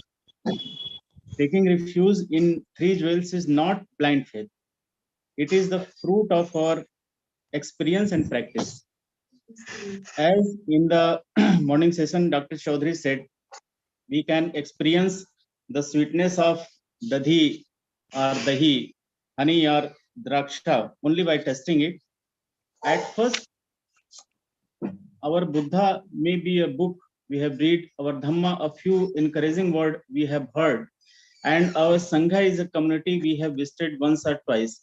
But as we continue to practice, the Buddha, the Dhamma and the Sangha reveals themselves to us more fully. Faith is, as all we know, faith is important for all religions. Some people say if we believe in God and it turns out that he does exist, we will be safe. And if he doesn't, we won't have lost anything. Theologians speak of a leap of faith, like a child jumping off the table into the arms of his father. The child is not 100% sure that his father will catch him, but he has enough faith to jump. In Buddhism, our faith is concrete, not blind, not a leap. It is formed by our own insight and experience. When we take refuge in Buddhism, when we take refuge in Buddha, we express trust in our capacity to walk in direction of beauty, truth, and deep understanding based on our experience and efficacy of the practice. The Buddha is called the fully enlightened one because he is the one who has fully understood by himself the ultimate nature of all phenomena, both in their particular and universal characteristic. The term implies the direct knowledge of all realities gained without help from a teacher. The Buddha is also called the fearless one, Atula. because his qualities and attributes cannot be matched by any other beings. Though all arhants possess the distinguished quality of morality, concentration, and wisdom sufficient to result in liberation, none possess the innumerable and immeasurable virtue which a supreme Buddha is fully endowed. The 10 Tathagat powers of knowledge, the 4 grounds of self-confidence, the attainment of great compassion, and the sub-obstructed knowledge of omniscience. Hence, the Buddha is without a peer among all sentient beings. As it is said, there is one person, bhikkhus, who is unique, without a peer, without counterpart, incomparable, unequaled, matchless, unrivaled, the best of human, the Tathagat, the Arahant, the fully enlightened one. When we take refuge in the Dhamma, we enter the path of transformation, the path of end suffering. The teaching or the Dhamma, also called Sudhamma, signifies that 3 aspects of study: pariyatti, practice means patipatti, and the realization, pativeda. Study is the study of the Tripitaka, the scripture which record the teaching of the Buddha, comprising the 3 collection of the Vinaya, the Sutta, and the Abhidhamma. Practice is the threefold training in the virtue, concentration, and the wisdom.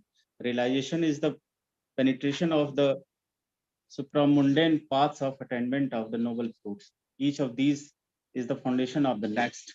Since study provides the guidance and the and practice brings the breakthrough to realization. The teaching is called sublime in the sense of true and good, because when it is applied on accordance with the Buddha's instruction, each definitely leads the attainment of Nibbana, the supreme truth and the highest good. When we take refuge in the Sangha, we focus our energy on the building a community that dwells in mindfulness, harmony, and peace. When we teach these jewels directly and experience the capacity to bring about transformation and peace, our faith and strengthen even further. The 3 jewels are not notions, they are our life. In the many part of the world, practitioners always say, I go back and rely on the Buddha and myself, adding, in myself, make it clear that we ourselves are the Buddha. When we take refuge in the Buddha, we must also understand the Buddha take refuge in me. Without the second part, the first is not complete. This is the verse we can recite when planting trees and other plants. To plant a seed or a seedling is to entrust into the earth. The plant will live or die because of the earth. But the earth also entrusts herself to the plant. Each leaf and falls down and decompose will help the soil be alive. When we take refuge in the Buddha, we entrust ourselves to the soil of understanding, and the Buddha entrusts himself to herself or herself to us for understanding, love, and compassion to be alive in the world. During the last months, he always taught, during the Buddha's last months, he always taught, take refuge in yourself, not in anything else.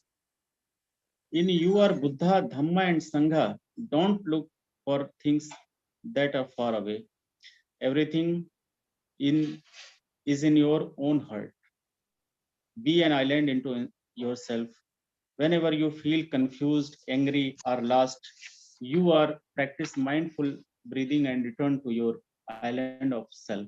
You will be in the safe place filled with the warm sunlight, cool shade trees, and beautiful words and flowers. Buddha is our mindfulness, Dhamma is our consciousness breathing, and Sangha is our 5 aggregates working in harmony. If, for example, if I am in some danger, I will practice mindful breathing while reciting the 3 refuges. When you are received bad news, I hope you will do the same. But don't wait until a critical moment to go back to your island of self. Go back each day by living mindfully. In the practice, become a habit. When difficulties arise, it will be easy for you to touch the three jewels of yourself. Walking, breathing, sitting, and eating mindfully are all ways to take refuge. This is not blind faith, it is faith based on real experience. Dhamma books and literature are valuable, but true Dhamma is revealed through our life and our practice. Whenever the fourth noble truths and the noble eightfold path are practiced, the living Dhamma is there. There are said to be 84,000 Dhamma doors. Sitting meditation is one door and walking meditation is another. To take refuge in the Dhamma is to choose the doors that are most appropriate for us. Dhamma is a great compassion, understanding, and love. To realize this quality, we need a Sangha. Sangha is the fourfold community of monks, nuns, laymen, laywomen. We also call in Hindi Bhikkhu, Bhikkhuni, Upasak, and Upasaka. As well, the other elements, the support are for practice, our cushion, our walking meditation path, the trees, the sky, and the flower. It is oftenly said that when a tiger leaves his mountain and goes to the lowlands, he will be caught by humans and killed. When a practitioner leaves the Sangha, she or he may abandon his practice and die as a practitioner. Practicing with a Sangha is essential. It is the most important. Practicing with a Sangha is essential. Even we have a deep appreciation for the practice, it cannot be difficult to continue without the support of the friends. It is well worth investing in the Sangha. If you sow seed in the arid lands, few seed will sprout. But if you select a fertile land and invest your wonderful seed in it, the harvest will be bountiful. Building a Sangha, supporting a Sangha, being with a Sangha, receiving the support and guidance of a Sangha in the practice, we have Sangha in the practice. We have individual eye and Sangha eyes. When a Sangha shines its lights on our personal view, we see more clearly. In the Sangha, we won't fall into negative habits patterns. Stick to your Sangha, take refuge in the Sangha, and you will have the wisdom and support you need. When member of the Sangha lives in harmony, the Sangha is holy. Don't think this holiness is only for the Pope or the Dalai Lama. Holiness is also within you and within your Sangha. When a community sits, breathes, walks, and eats together in mindfulness, holiness is there. When you build a Sangha that happiness, joy, and peace, you will see the element of holiness in the Sangha. King Prasendi, a close friend and disciple of the Buddha, told the Lord, when I look the Sangha, I have faith in the Buddha and the Dhamma. Looking at the monks and nuns who are calm, peaceful, joy, and free, also walked, stood, and sat in mindfulness. We saw the Buddha and the Dhamma in them. Dhamma and the Sangha are the doors through which they enter the heart of the Buddha. One day, the Buddha went with Bhante Ananda to a monastery in Koshala. All the monks have gone out on alms round except one monk who had dysentery. He was lying exhausted, his robes and bedding covered with filth. When the Buddha saw this, he asked, where have the other monks gone? Why is no other looking after you? The unwell monk replied, Lord, all my brothers have gone out on alms round. At first, they looked after me, but when I was getting no better, I told them I would look after myself. The Buddha and Ananda bathed the monk, cleaned his room, washed his robes, and gave him a fresh robe to wear. When the monks returns, the Buddha said, friends, if we don't look after each other, who will look after us? When you look after each other, you are looking after the Tathagat. There are true jewels and jewels that are not authentic. If someone gives spiritual teachings that contradict the three seals of impermanence, non-self and nirvana, that is not authentic Dhamma. When the community has mindfulness, peace, joy, and liberation, it is the true Sangha. The Sangha that doesn't practice mindfulness and is not free, peaceful, and joyful cannot be called a true Sangha. Once Buddha said, if you look for the me in forms and sound, you will never see the Tathagat. Looking into any of the three jewels, you see the another two, Buddha, Dhamm, and Sangha, inter-are. If you look after the Sangha, you are looking after the Buddha. When your Sangha is happy and achieving in the practice, the holiness of the Sangha increase and the presence of the true Buddha and true Dhamma become clearer. When you walk in mindfully, you are taking good care of Dhamma. When you make practice with another member of your Sangha, you are looking after Buddha. Going into the meditation hall, offering incense and tidying the altar are not the only way to look after the Buddha. Taking someone's hands or comforting someone who suffers, it also to look after the Buddha. When you touch the true Sangha, you touch the Buddha and the Dhamma. The Dhamma cannot exist without a Buddha and a Sangha. How could the Dhamma exist if there were no practitioners? A Buddha is a Buddha when the Dhamma is in him or her. Each jewel contains the other two. When you take refuge in one jewel, you cannot refuse to all three. This can be realized in every moment of your life. Traditionally, we chant the three refuges 3 times. During the first recitation, we turn in the direction of greater mindfulness, understanding, and love. During the second recitation, we began to embody the 3 jewels. And when we recite the third time, we vow to help others realize the way of understanding and love and become a source of peace. Our problem today are no longer as simple as this encountered by the Buddha. In the 21st century, we will have to practice meditation collectively as the family, a city, a nation, and a community of nations. The Buddha of the 21st century, our future Buddha, Maitreya, the Buddha of love, may be a community rather than an individual. Sanghas that practice loving kindness and compassion are the Buddha we need. We can prepare the ground for bringing the Buddha to life for our sake and the sake of countless others.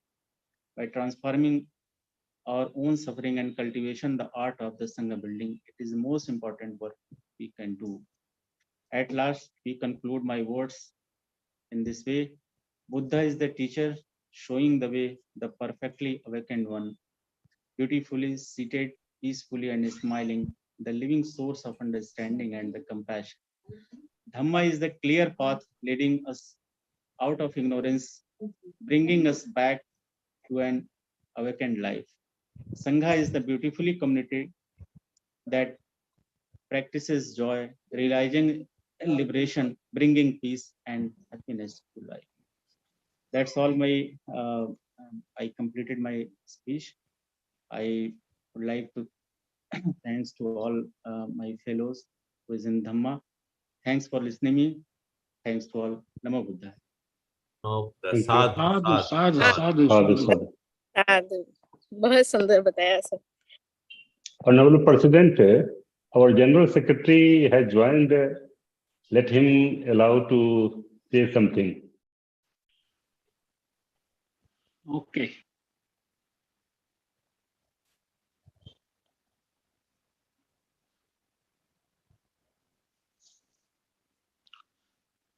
Honorable General Secretary has joined. No, Yes, Okay, sir. welcome, sadhu, Namo Buddhaya. Namo Buddhaya. जी नमो बुद्धाय साहब आप सबको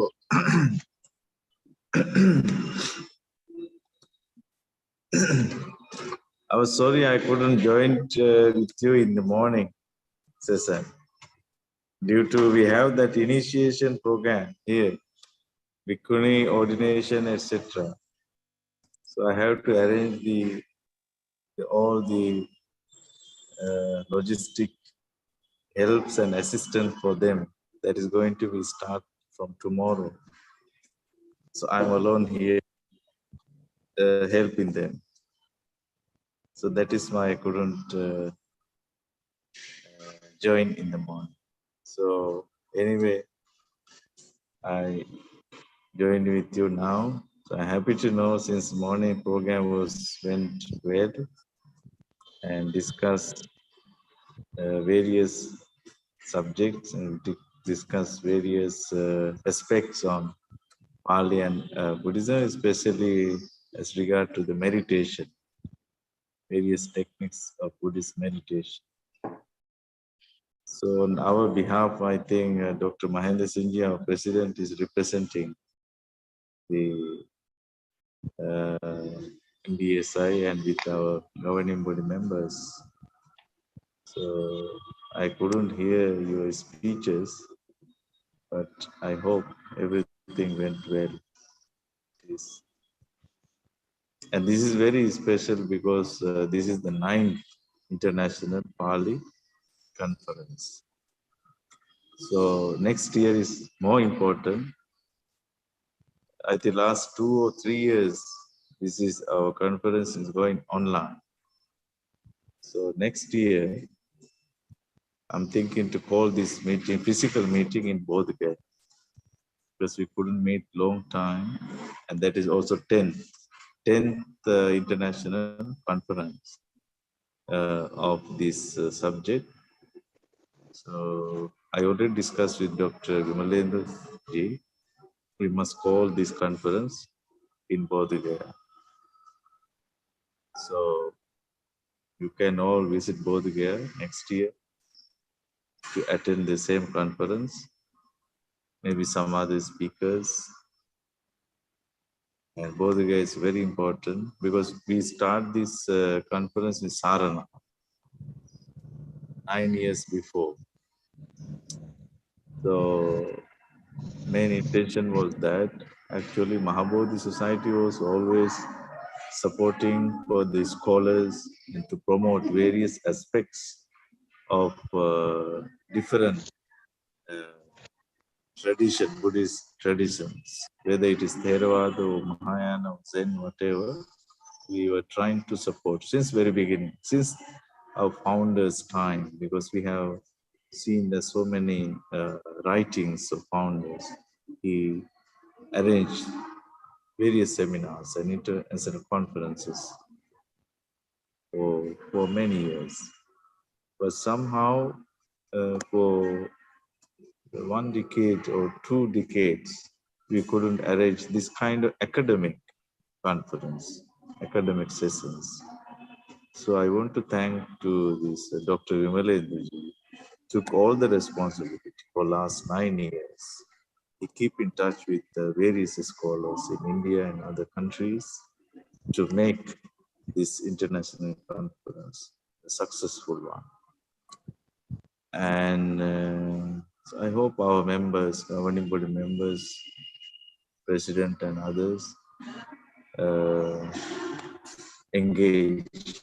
So this is also happy to see our members now becoming very good speakers. I just hear a few words, a few lines from Jayasankar Sahanti, who was the last speaker of this. So very good. You are studying and practicing, studying, reading. I think other speakers also spoke well. Your deliberation contributed much to this conference. So I wish gratefulness and wish thank you to each and everyone participated this conference since morning. I don't take much time. I also have very short time today to spend with you.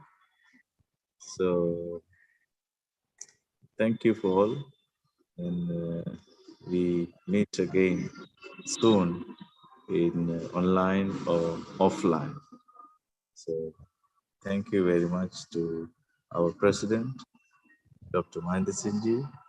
Thank you to our trustees, Mahapatra and other governing body members, and Dr. Vimalenduji and others for your valuable time, your energy spent for today's conference. May you all be well and happy. Bhavatu Sabha Mangala. Thank you very much. Sadhu, sadhu. Sadhu, sadhu. Sadhu, sadhu.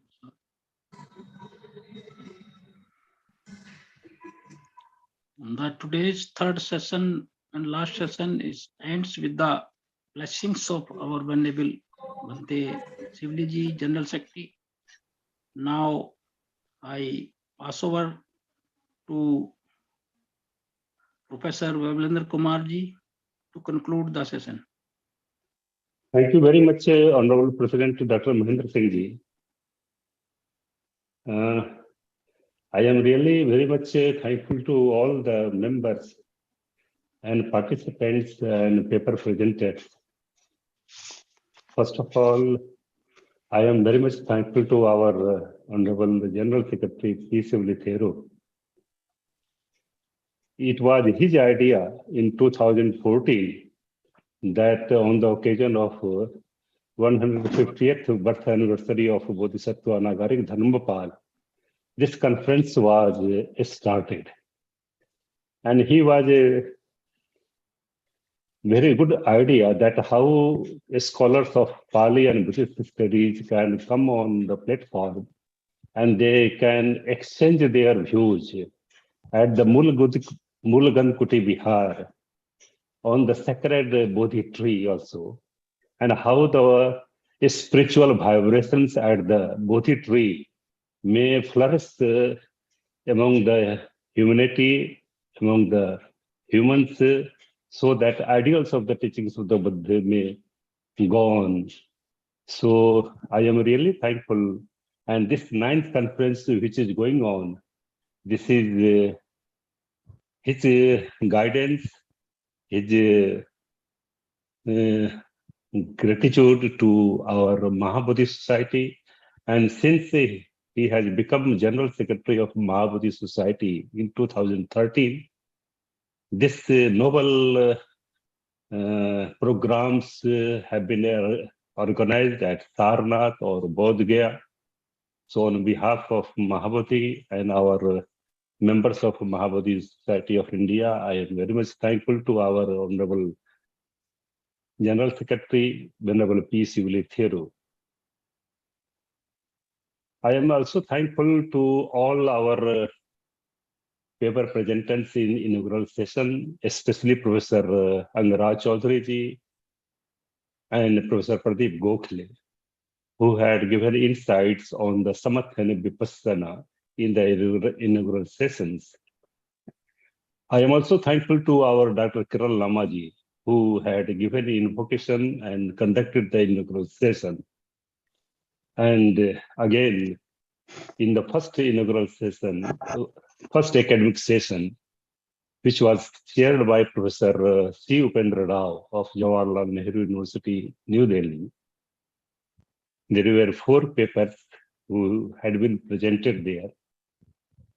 And at the end of the first academic session, some unfortunate and shameful event had occurred. And on behalf of Mahabodhi Society of India, I ask excuse from my own side that this mishappening which has occurred, it is a very shameful on the part of our organizing committee. And this sharing of the screen, which was not closed by anyhow technical knower, and some mishappening had occurred.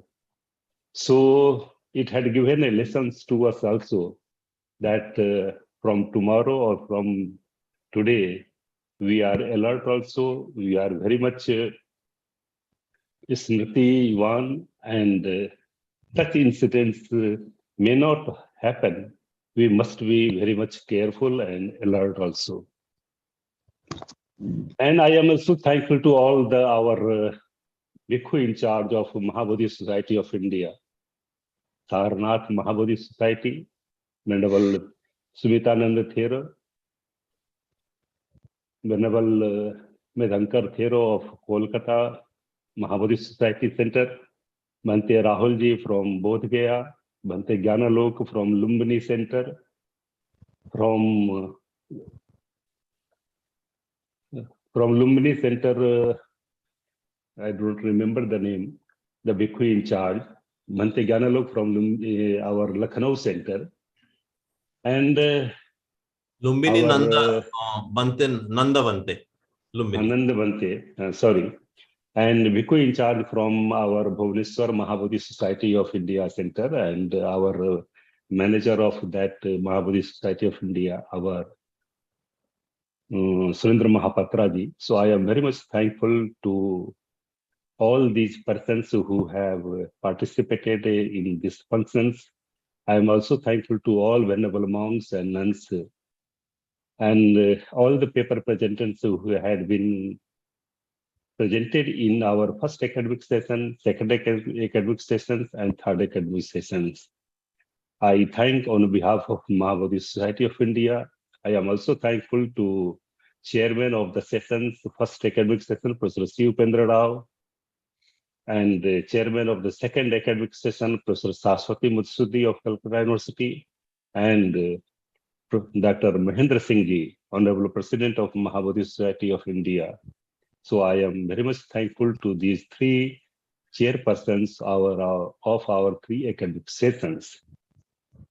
I am also thankful to all the persons who have participated in this online platform. So this, on behalf of my Mahabodhi Society of India, I am welcoming all the paper presenters who are going to present their thoughts tomorrow in the morning sessions. There are 3 academic sessions, and at 4 o'clock there will be validity section. And I would like to request all our paper presenters and participants to enter in this Zoom room with their names, proper names, so that we can recognize the persons that who is entering into the Zoom room. So mishappenings which had occurred at the end of the first inaugural session, first academic session, it may not happen again. The participants and paper presenters may not take in another way.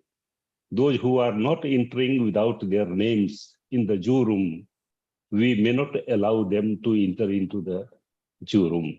So all are requested to enter the Zoom room at their sessions with their name, whether it is on the mobile or on laptop. So all are requested to enter their Zoom room with their proper names so that we can recognize it. I am also thankful to our moderator of these 3 sessions, Dr. Animesh Prakash, Assistant Professor of Pali, as well as our governing body member of Mahabodhi Society of India, who had conducted nicely all these 3 academic sessions. So I, on behalf of Mahabodhi Society of India, thank him very well.